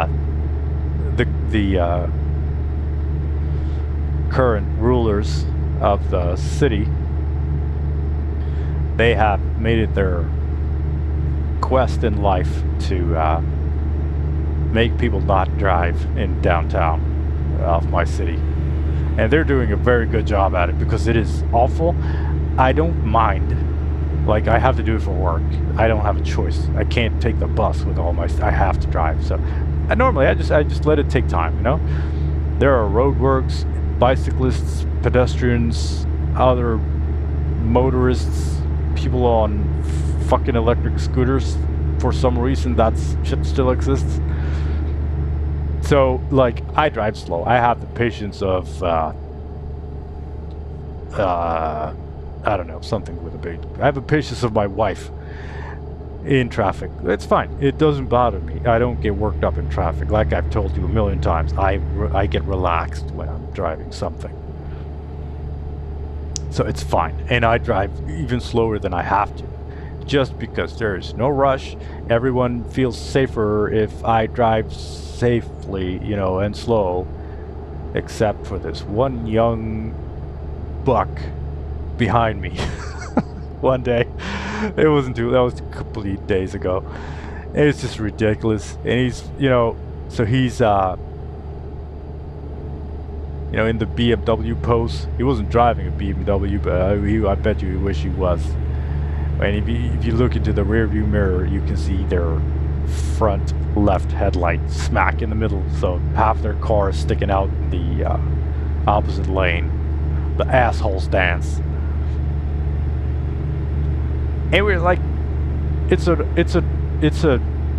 road which is legally shared with pedestrians. So you drive, if there are pedestrians on the road, you drive in the pedestrian speed. And this guy's doing the swerving, the fucking BMW shit, flashing headlights, honking. I'm like, dude, just, your life has just started. It's, you know, calm down, man. He wouldn't. So what he did was, it's just ridiculous. So he came up to this intersection, and he, on the right-hand side of the intersection is a parking lot, and he used the parking lot to race through it so he could kind of overtake me in the parking lot, which is, I don't think it's legal. It is a testament to his immaturity, if nothing else. Like, I feel bad for him because he's obviously stressed. And he's angry and upset. And I don't wish him to be angry and upset. I don't wish anyone to be angry and upset. I want everyone to be happy. But he wasn't. So he did this, and then as a protest, because he had worked himself up like big time. So in the protest, he raced out in front of me and then slammed his brakes and drove in like 2 kilometers per hour. I was like, dude, we're going even slower now. I get it. You think I drive slow? It's fine. You can be, you know, you can think that I'm an idiot for driving slow. I have my reasons. But that kind of childish display of uncontrollable emotions is just sad. I feel bad for the guy.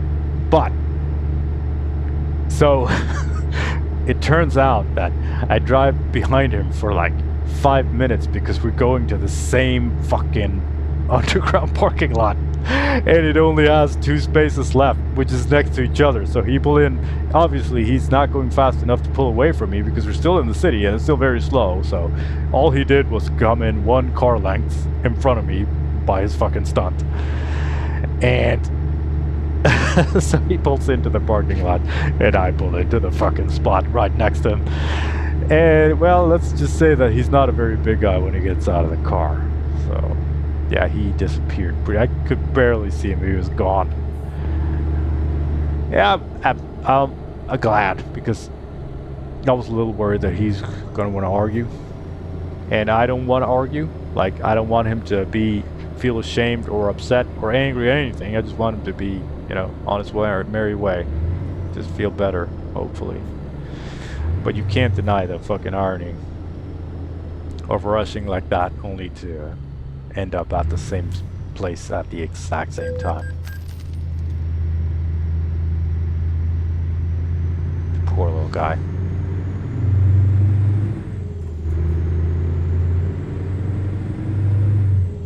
He was like 20 years old. What does a 20-year-old have? What does a 20-year-old have to do to be that fucking stressed?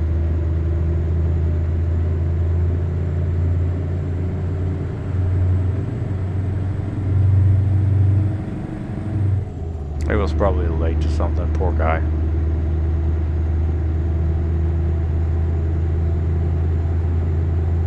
He should have left earlier.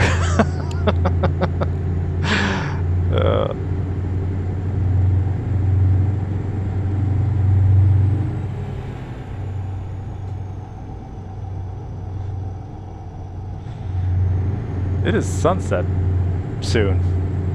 Here on the right. In beautiful... I forgot where we are. Are we in Bulgaria still? Sava River. My geography skills are just non-existent, so I don't know where we are. I guess we'll find out soon enough. We're going closer to Ljubljana. Zagreb. I know these cities, but I don't know which country we're in.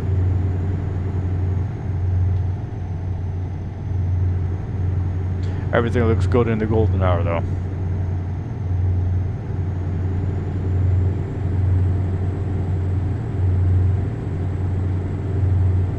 And speaking of golden hour, man, we're gonna switch to summertime tonight.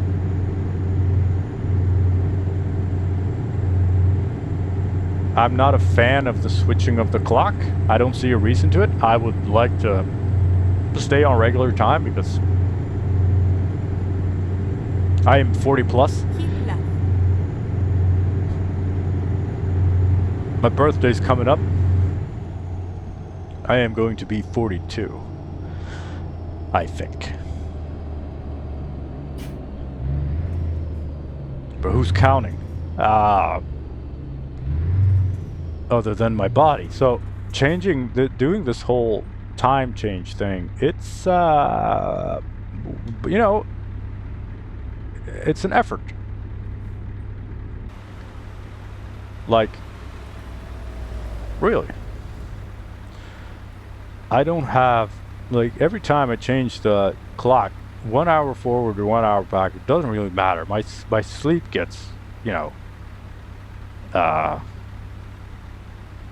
my sleep gets upset. I get tired. I get, you know, I don't want to do it anymore. I'm done. I wish you could just stay to normal time because there's no real reason to do the whole, you know, change. But, you know, don't really have a choice, but I really wish we did. So that's coming up tonight.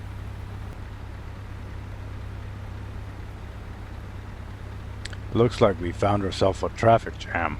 I'm gonna give him a couple more minutes and then I need to start looking for a solution here.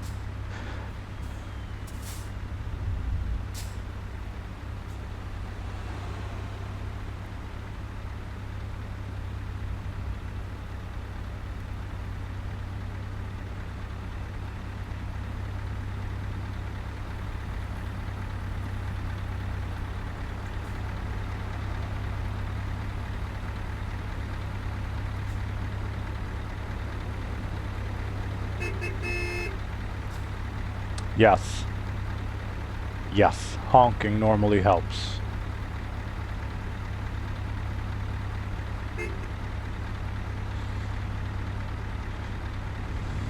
Alright, let's hop back into the truck. Let's see if we can figure out where we are based on the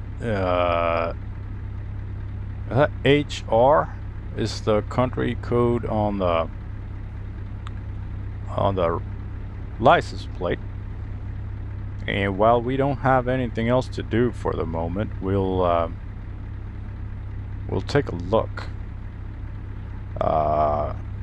HR country code. I'm Googling this. Croatia. Oh right, we're in Croatia. I remember that. I knew that. Because I said I want to go to Croatia. Alright, let's step out of the truck and see what we got here. What is going on? Oh, this one is going to be difficult to fix. We have got a car blocking the road.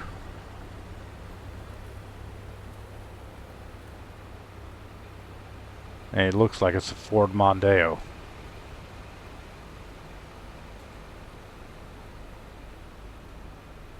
Why isn't he going?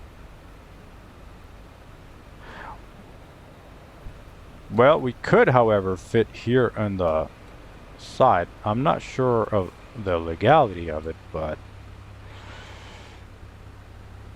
Man, we're running out of options if this guy doesn't go.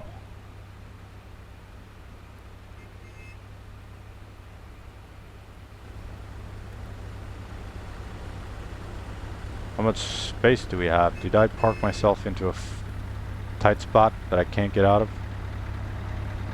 Nah, I think we could maybe. You think we could maybe? Fit through here? I know this guy's not gonna go because he's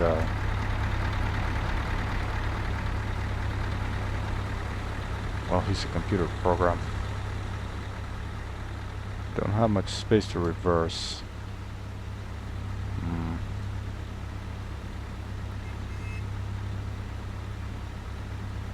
I really wish they could figure it out.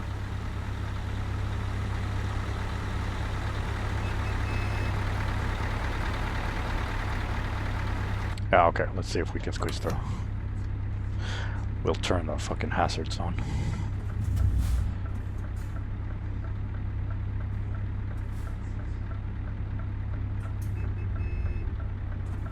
Okay, I need to stop here and get out and look. Because, yeah, we've got plenty of space. I'm just afraid that the back here is gonna swing into.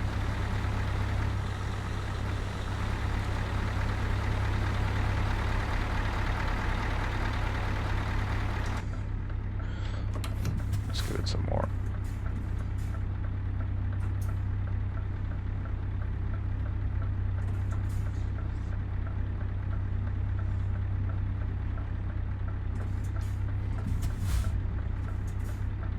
Think we can do this?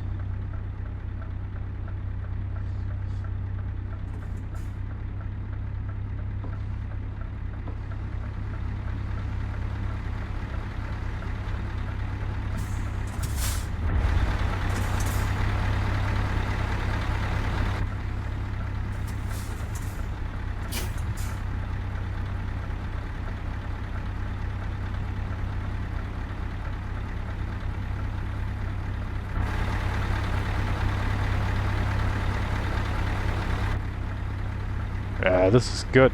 We got it.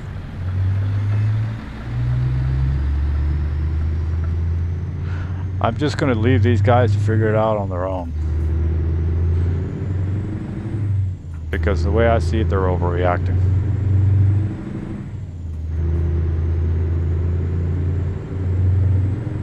"39 minutes left to go. We're entering the dark periods." Look at the poppies lighting up. They look identical to what's my desk. It's so cool.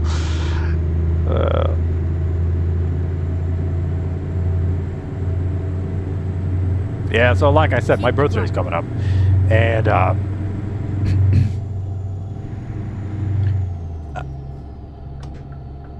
am a very peculiar man when it comes to the things that I want, material things that I want in life.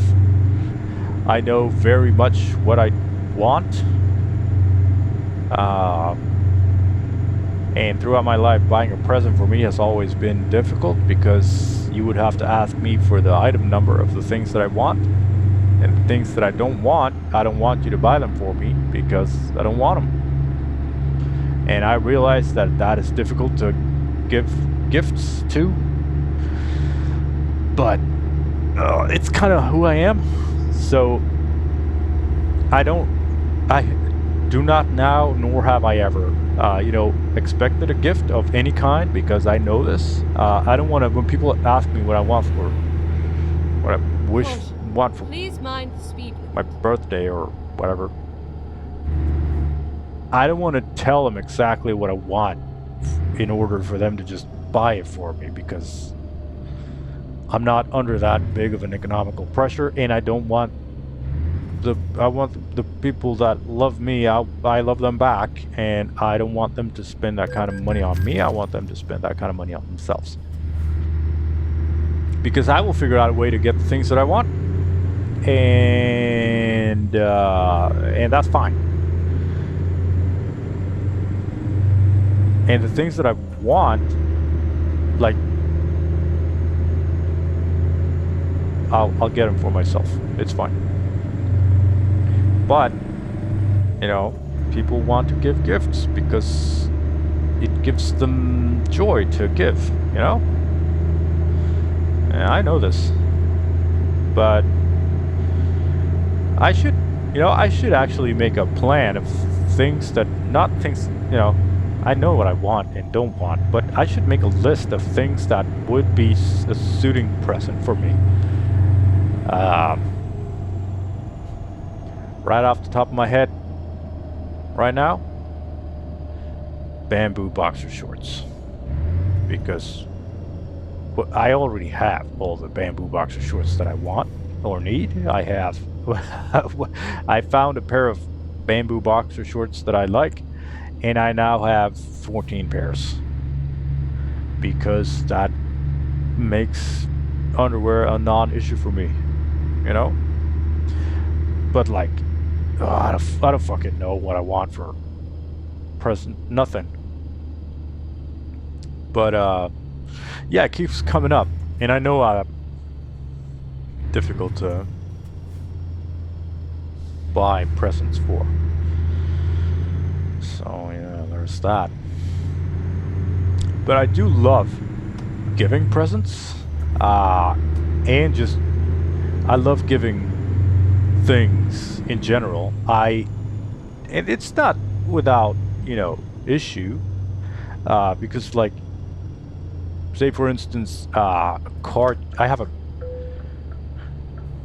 I bought a car jack to jack my car when I needed my old car. I'm not jacking the new one up.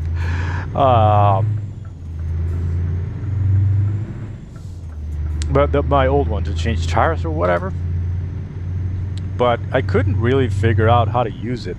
And I ended up just using the small one that comes with the car, like the emergency one. It was perfectly fine, and I actually prefer that one because I never learned where to put the big one, and I didn't want to break the car, so I just didn't use it. And then, like this is just an example. My neighbor asked to borrow my jack, and I was like, "Yeah, man, keep it," because I have it. I'm not gonna sell it because I can't be fucking bothered with selling shit because I don't want to, and I'm an introvert, so I don't want to meet people, okay? So I don't want to sell shit. So I give it away instead. But it is not without problems to just give something away because it's such a complex topic, and people react so differently to gifts. Because most of the times, from my perspective, I'm like, I have this thing, you need this thing, I realize that you need it, so take it. Like, for both of our sakes, it is better if you just take it and use it. But it's not that simple. I have not thought of it. It doesn't work the way it works in my head, because I see, like, we're all doing this together, like the human experience. We're in it together. So let's just help out. I love helping out. I want to be the change. I love helping people with whatever, and if it's giving them something that they need or want, or something that is nice, I want to do that. But it is not that simple because people don't just accept gifts. I mean, some people do, but most people don't, because they themselves don't give away things as easy as I do. Yeah, I know it's an economic loss for me, and I'm fine with that. But most people are better at being economical than I am, so they don't fucking give stuff away just willy-nilly. And that is perfectly fine. I'd say that's normal. And that's the way people should be, I suppose. Well, nah, I think it's better if people give more shit away, but that's normal. So let's just keep it that. There's nothing wrong with it because it's so fucking normal. Keep right. but they will. It'll always make the not always, but in many cases, it has made the relationship a little bit weird, because I think that it's because that they assume that there is going to be some form of transaction. Like, I give them something and then I expect them to give me something, which I don't. Like, in my heart, I'm like, just take it and act like nothing, because it's better this way for everyone. Just, I don't want, you know, I don't want to help people because I want people to be thankful. I want to help people because I want to help, because I get enjoyment out of their lives getting better. But I would actually prefer if they don't say thanks.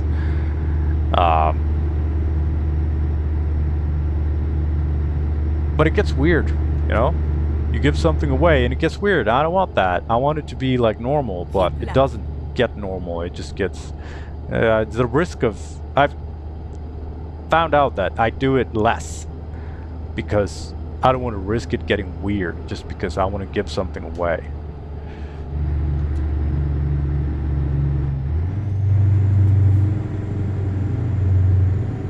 And it happens so many times. Like, sometimes I give a fuck. Just give them shit anyway. And it's mostly it's overboard stuff, like stuff you don't normally give away. And I think that's like the best, when you can give away something that is really expensive or hard to come by for the person. Like, it will be a huge effort for them, and it's not a huge effort for me, even if it's something like expensive or whatever.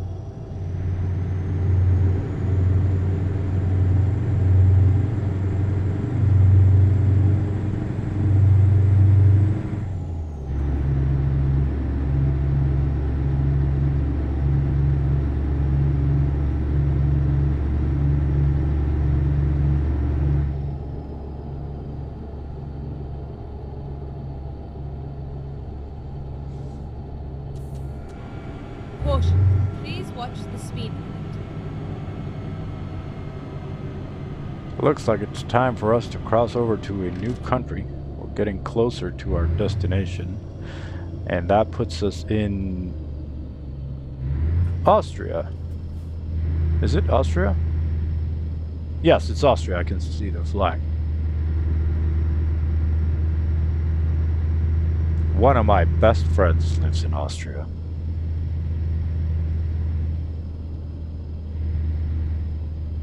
I'm actually gonna pull over here because I need to go get a beer.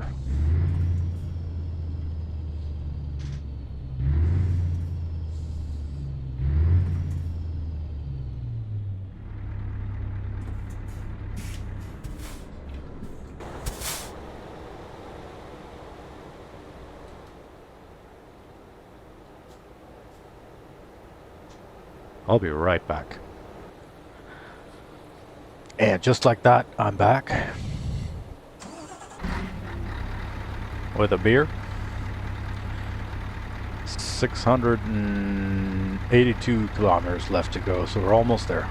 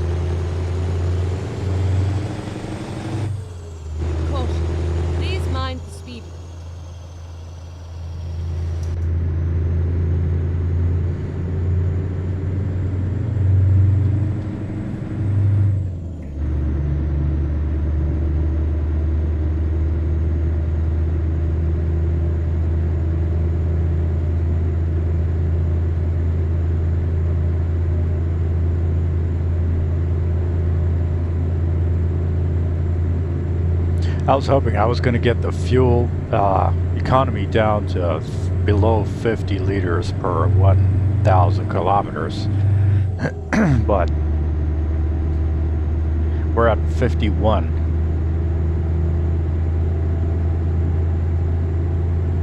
And I don't know how much lower I'm going to be able to get it. It would be if we had maybe this kind of highway Keep left. with little traffic. We are rested. Nah, no, we're not very rested. We've got 5 in-game hours to go before we need to take another rest. So there's going to be another stop. The stops are what's eating into our fuel economy. Please watch the speed limit.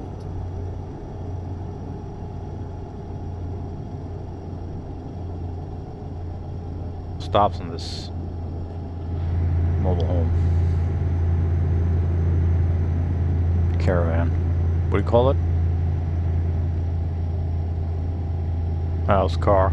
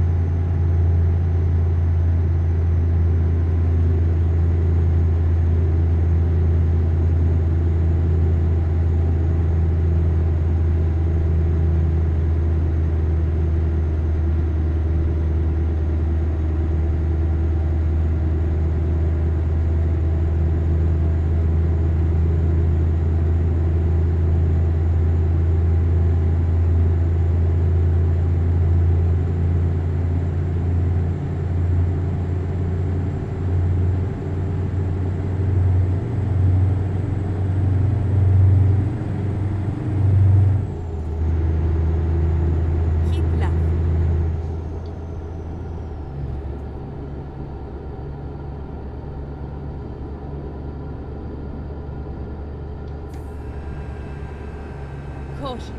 Please mind the speed limit.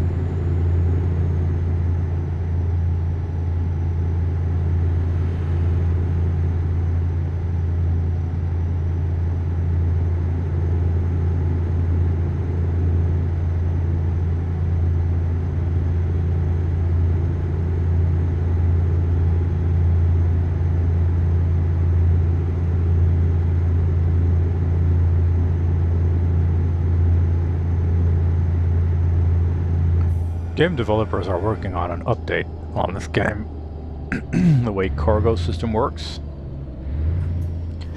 So right now, each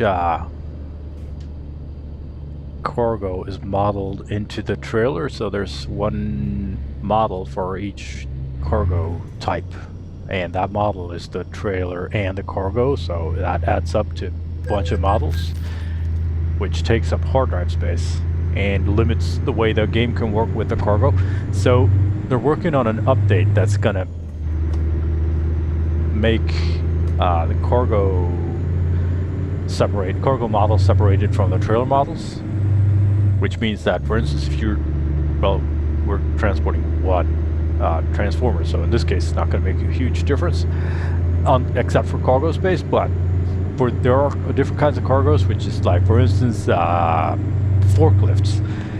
So there are trailers that could fit like 3 forklifts, and you could potentially get it so that you could pick up 3 forklifts and then drop them off at different locations. That'd be really cool. So hopefully that's coming in the next update. Hopefully it's not going to break the game Thankfully, you can stay on older versions of the game if it's, you know, if it's fucky. Because normally when they release some new tech, it's gonna take like a couple weeks before they work out all the kinks with it. But for the most part, I think it's gonna be really good. I'm looking forward to it and see what happens. Also, the expansion for northern Scandinavia. I look forward to that. I look forward to taking you through like the parts of the world where I live. So when that drops, and it works well, we're going to do a lot of trucking in northern Sweden, Norway, and Finland.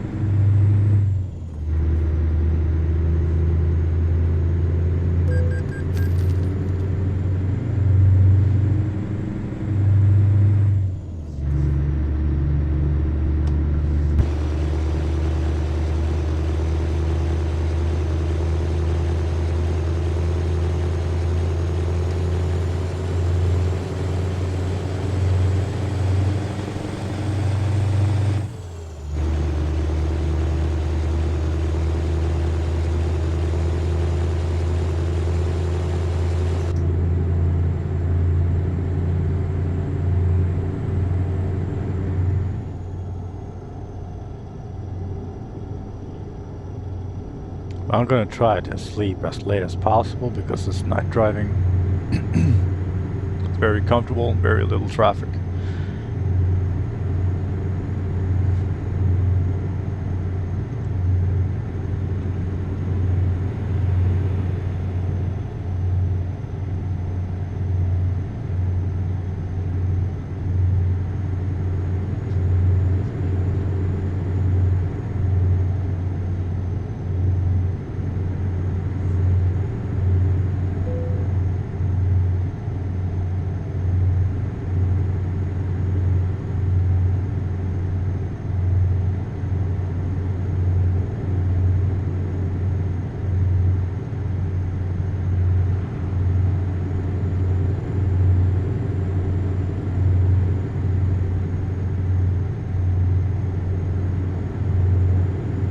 Something tells me I should have pulled over here for sleep. But,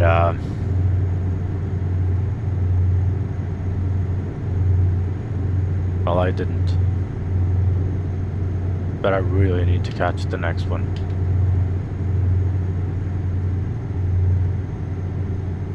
We've got 2 hours and 45 minutes in-game time before we need to rest, so it's not critical yet, but before you know it, you hit a stretch of highway that's not very generous of rest stops.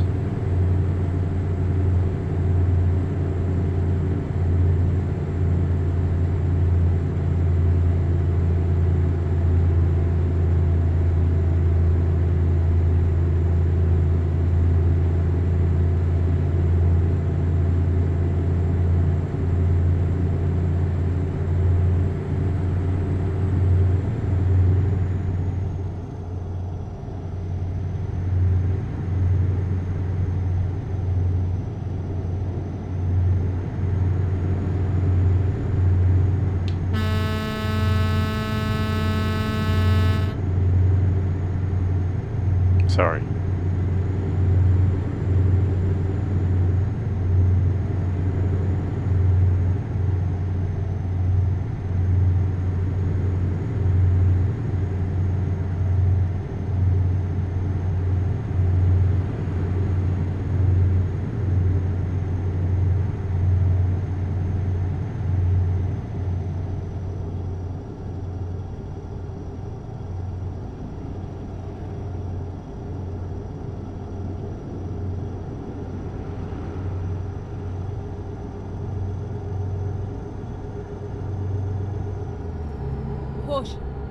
watch the speed limit.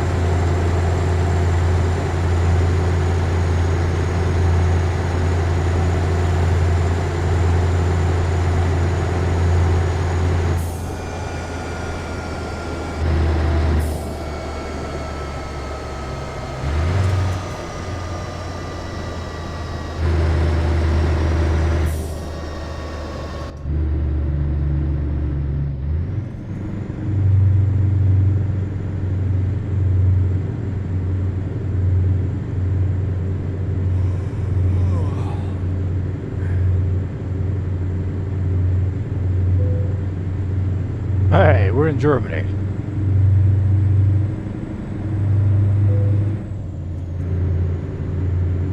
And there's a rest stop of that. I must not forget to pull over and sleep. Even though this is a beautiful morning, we're gonna have to skip the sunrise part of it. Because now it's 1 hour and 30 minutes before I would get a fine for not sleeping. So we are gonna pull over here for gas and rest.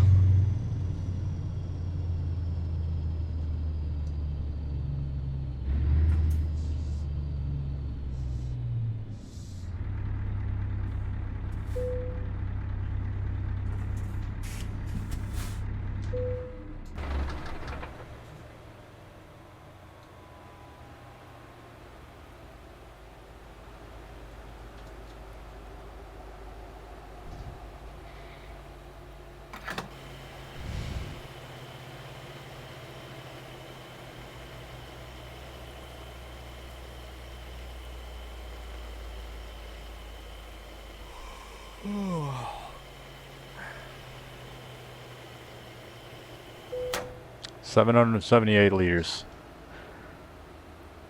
for 1,214 euros.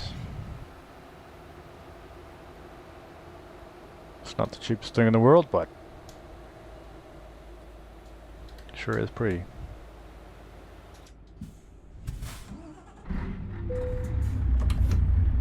Such a shame that we're wasting this beautiful morning.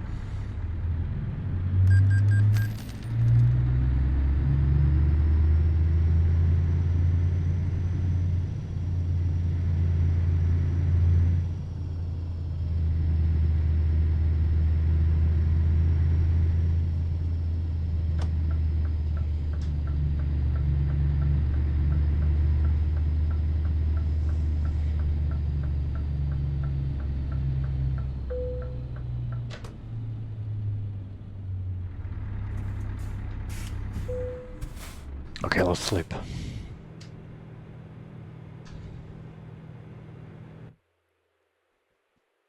Oh.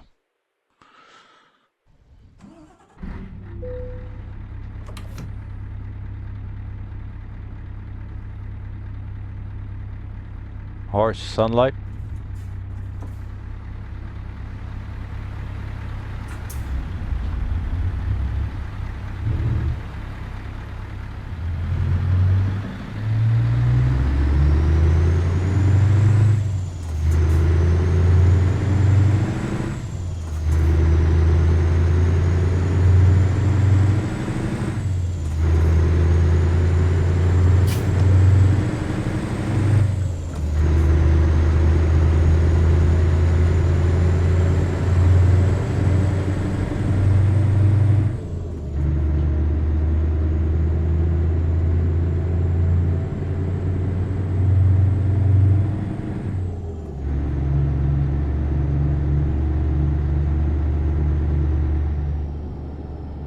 that's the last rest.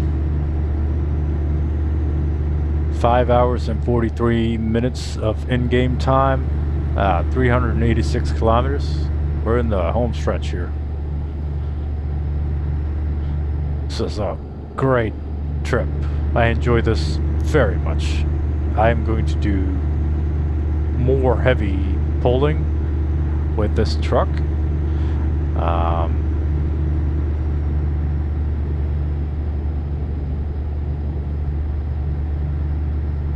I liked it a lot more than I thought I would. I knew I would like it, but I was like, my idea was to like do this once and again, but yeah, I think I'm gonna see if we can pull something heavy next time.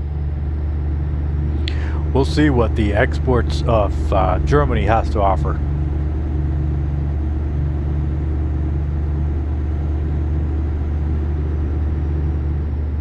I'm actually looking forward to it.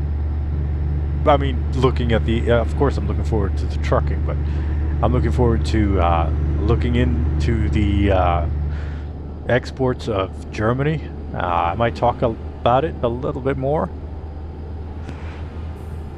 next session, if you don't mind. But I find it kind of interesting.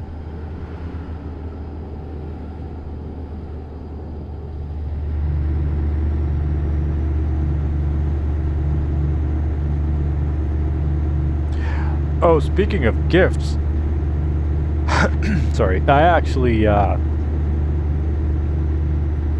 we went to, when me and my kids were out today, we went by a pet shop to get something for the cat.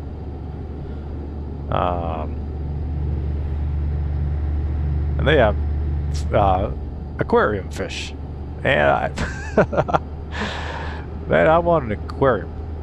It's kind of a big commitment, I think, both logistically fitting an aquarium somewhere, and then just, I don't know if it's the best thing. The thing I need the most right now is not more living organisms that are in demand of me taking care of them, feeding them, and making sure that their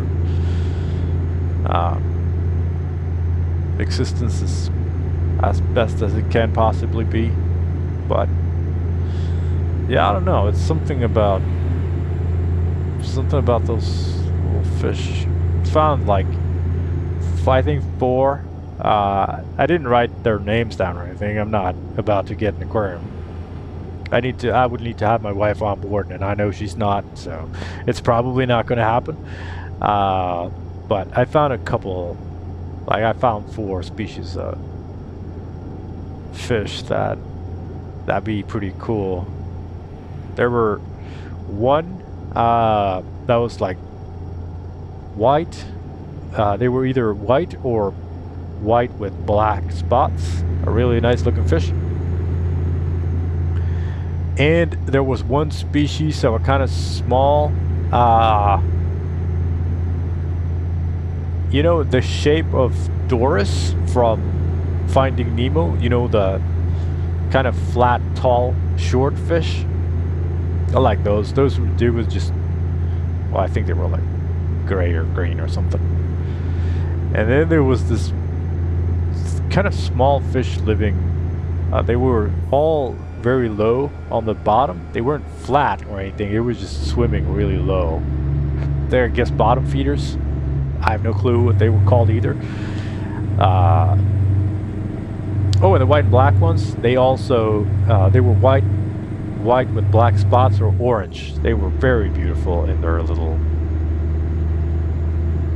school or whatever you would call it, a group of fish.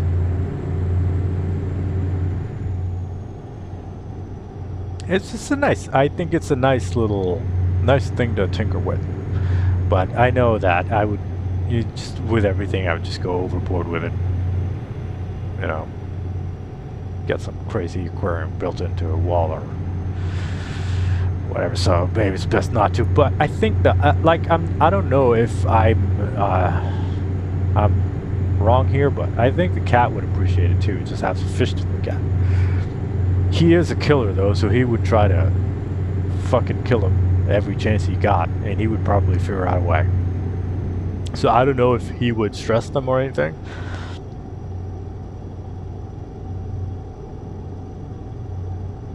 But I would want to build something that he could look at the fish without bothering them.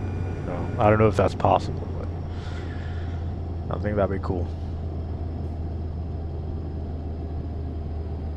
So maybe I should tell my wife that.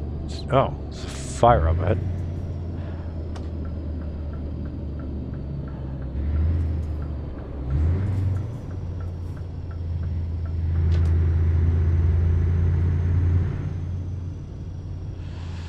Yeah, maybe I should tell her it was just a couple days before my birthday. Yeah, I have something. Oh, honey, I figured it out. I have something that I want for my birthday. I want an aquarium.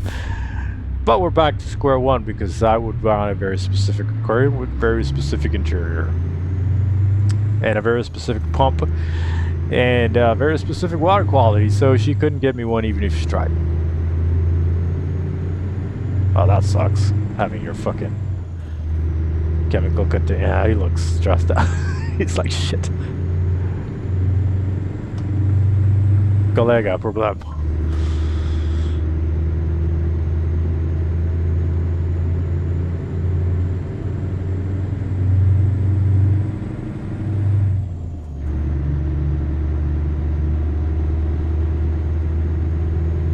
But we'll see. Maybe we'll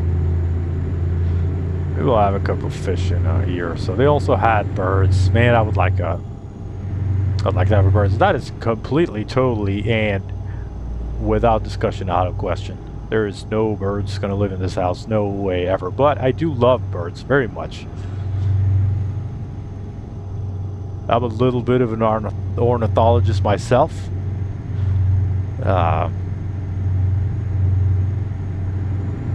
Before we had kids, me and my wife, we went to this little ornithology class, and we went on these excursions to ringmark birds. That was so cool. Just these little creatures, they'd weigh nothing. And just seeing how the different species of birds react differently. Like, most of them are, you catch them, what we did there was catch them in a big net that we stretched over these, they did, stretched this netting that caught the birds, and then you go pick them up, and most birds, like when you take them into your hand and like hold them, they just give up, like they just relax. They're like completely numb. Sorry, except for the blue tit. As a fighter, he just fucking would not accept the deal, and I can appreciate that. The little guy could crush him with my 2 fingers, but he wanted me to fuck right off. Don't touch him. I appreciate that. Like that little bird fighter didn't give up.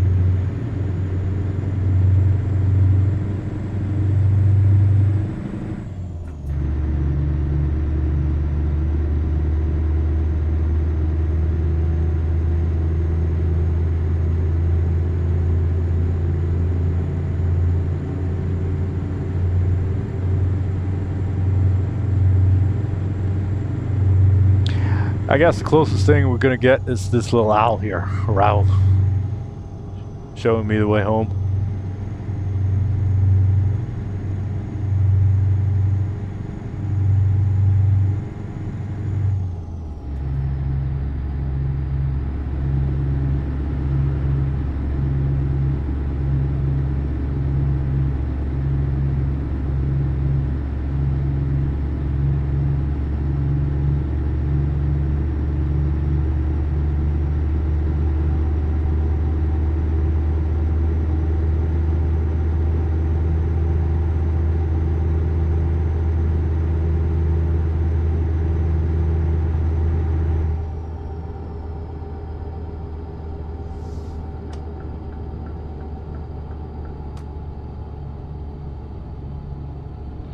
Oh, hey, look, we're at 49.6 liters per 100. The German roads are notoriously fuel efficient.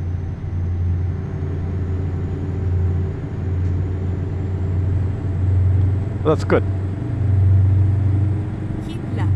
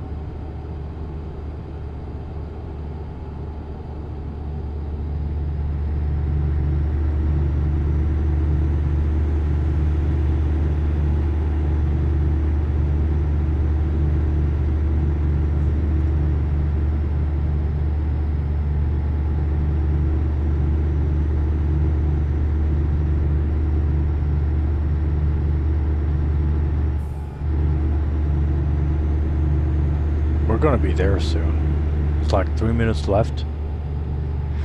I have no idea how long this video is gonna be. I've completely lost track of time.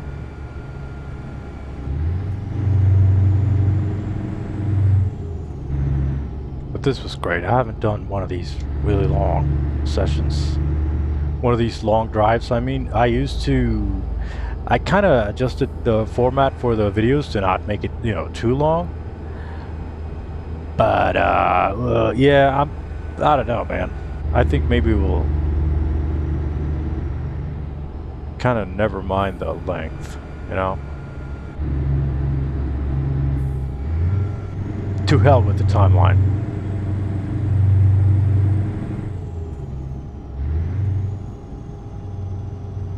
It's not often I get this much time to play in one session, but yeah, this was great.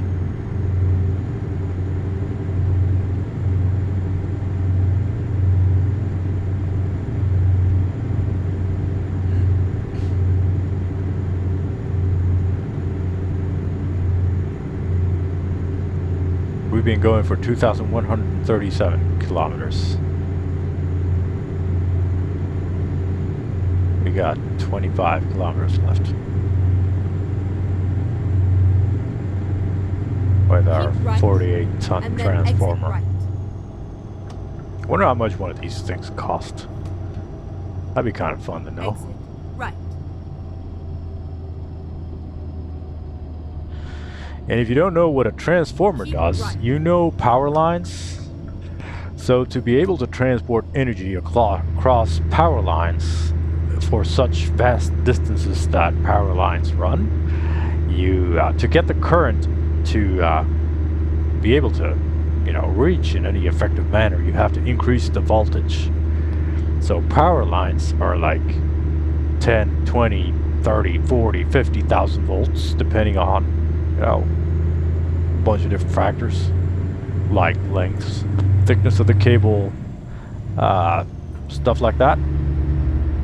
So from the power plant, power is generated at a certain voltage, and then it goes to a transformer that can either increase or decrease the voltage, and that is done through magic. So you have to increase the voltage so you get like higher pressure of the electricity, so to Keep speak, right. And then to be exit right. to make. Oh shit, we're gonna exit right under the left lane.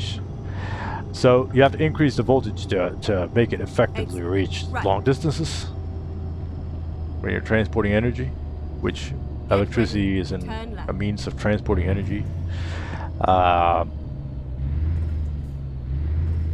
then, but to Turn be able left. to use it for the end user in our houses, or in Europe, it's at like 230 volts, not 10,000 or 20,000 or whatever. Need to have another transformer at the end of that to decrease the Get ready voltage to turn left. to make the end user able to use it. Turn And to do that, you need one of these transformers. That's what they do. I don't work with this kind of high voltage stuff. Like I said, I am an electrician, but Turn right. not a high voltage electrician, and I don't want to be, because the accidents are brutal and oftentimes definitive, and I don't want to do that kind of work. But Go straight on. yeah, it is very cool, like a transformer. Turn left. Like, I've learned, well, people have tried to explain how this magic works. Transforming voltage, increasing or decreasing. And it's like running a iron rod through a copper spool. Somehow makes it able to explain the phenomena of fucking this, but like, nah. Yeah, it's magic. Everything that has to do with magnets, it's fucking magic. There's no other explanation to it. Get ready to turn right. And I am a man of science. Up to a point. Turn right. Because when it comes to that fucking shit, it's fucking voodoo magic.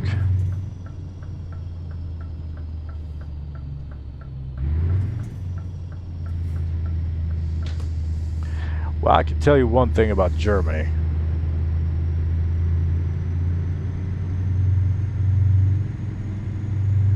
I can tell you many things about Germany, but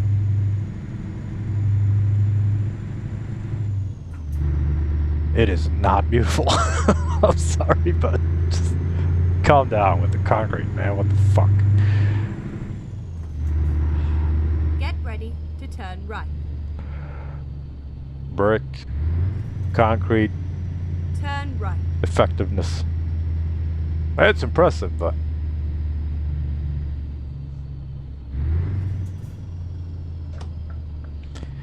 here we are.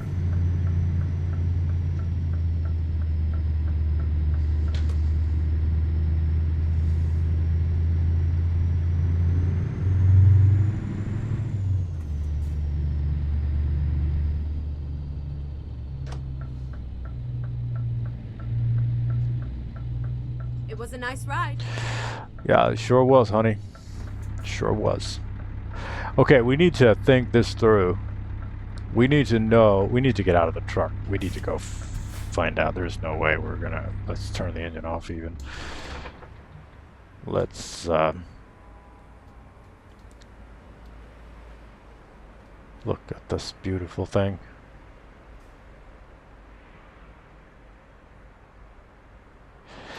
Yeah, we need to find out where the truck needs to point in order to unload this, because it is not small.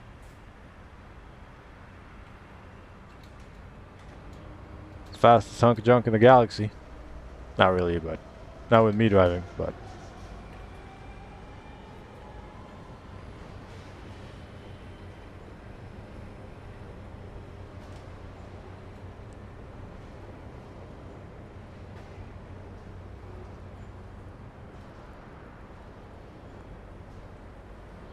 oh, I think this will be the next cargo of bulldozer.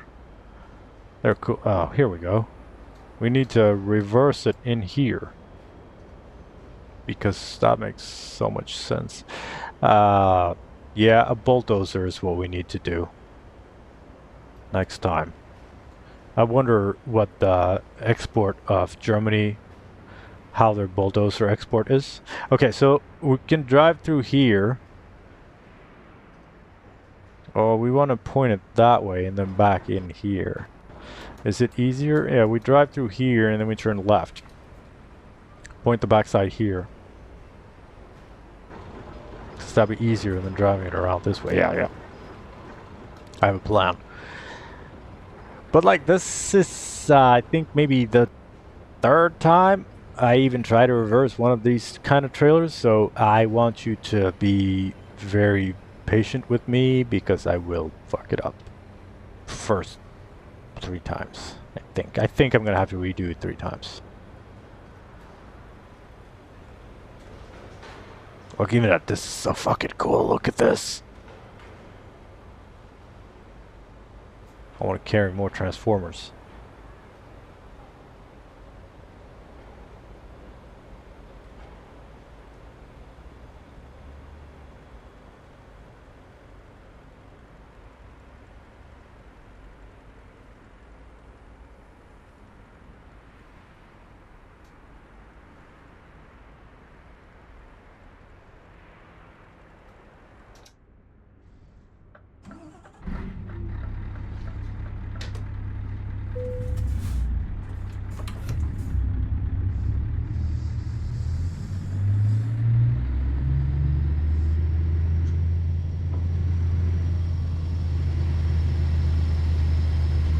Good thing is it's gonna be driver's side reverse. But I have no clue how to make what kind of angle I'm gonna make the turn to just get it right to make it slide in there. Because like, I can't pivot it in the same way that I can pivot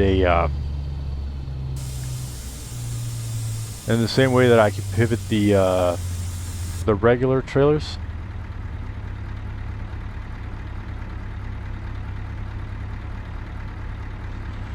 We're gonna have to use the get out and look technique.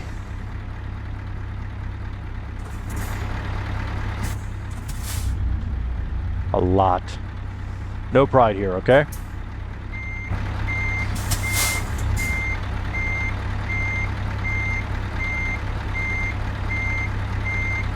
Like, I need to get an arc going here. And I think that's the hard part, to know when to, start the arc.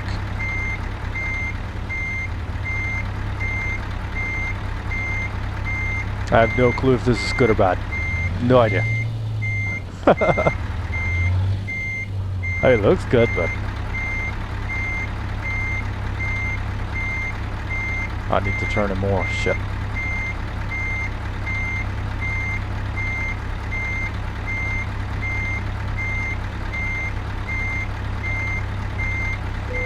What do you know? That's not too bad. I'm gonna make it straighter, but man, I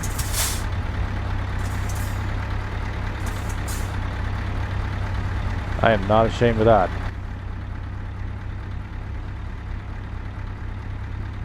So I'm gonna count that as win, but I'm gonna try to do better. It's like it's pivoting. Yeah, it's pivoting way further forward than normal.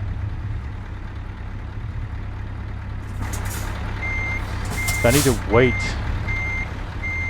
It's pivoting like on the front axles of the trailer. Almost. Yeah. I'm making it worse. How's that for skill? How was your main skill? Well, when I see a problem, I find an okay solution to it, and then I get to work on making it worse. Okay, front of the trailer tires are inside. Then we keep just carefully Nope. Man, I should have unloaded it, but I'm not gonna. Now I can actually straighten out like this. They're like, it's the first time you're reversing it with the trailer? And I'm like, yeah. Why? 40 tons on my first day at work? What are you looking at?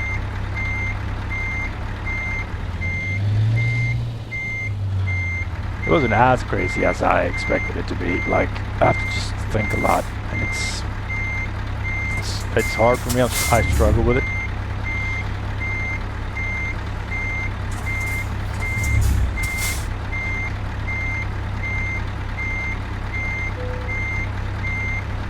I'm gonna be happy with it here, but let's go out and take a look, just for the sake of getting one last glance at this transformer. I'm very happy with this.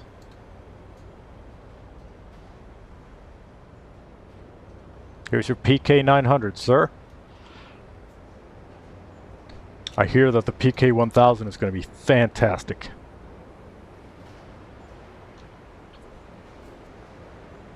But you will get much enjoyment out of this transformer here.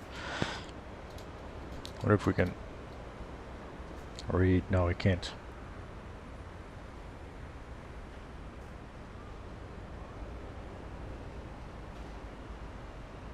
Sorry for geeking out.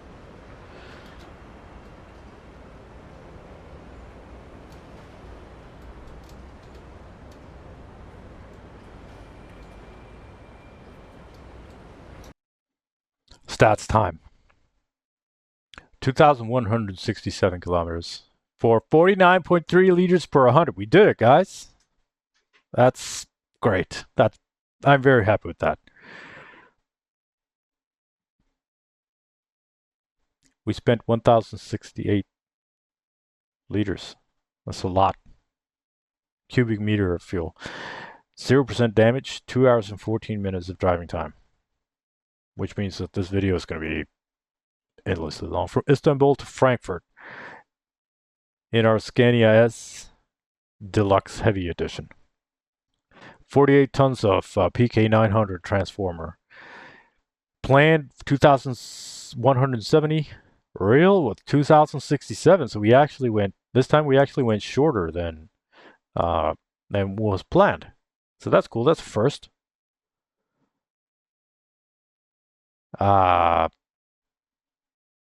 Yeah, toll gates. We got a fine for accident with another vehicle. We got a fine for speeding. We got another fine for speeding. And then that was it for fines. So income was 74,700 $333.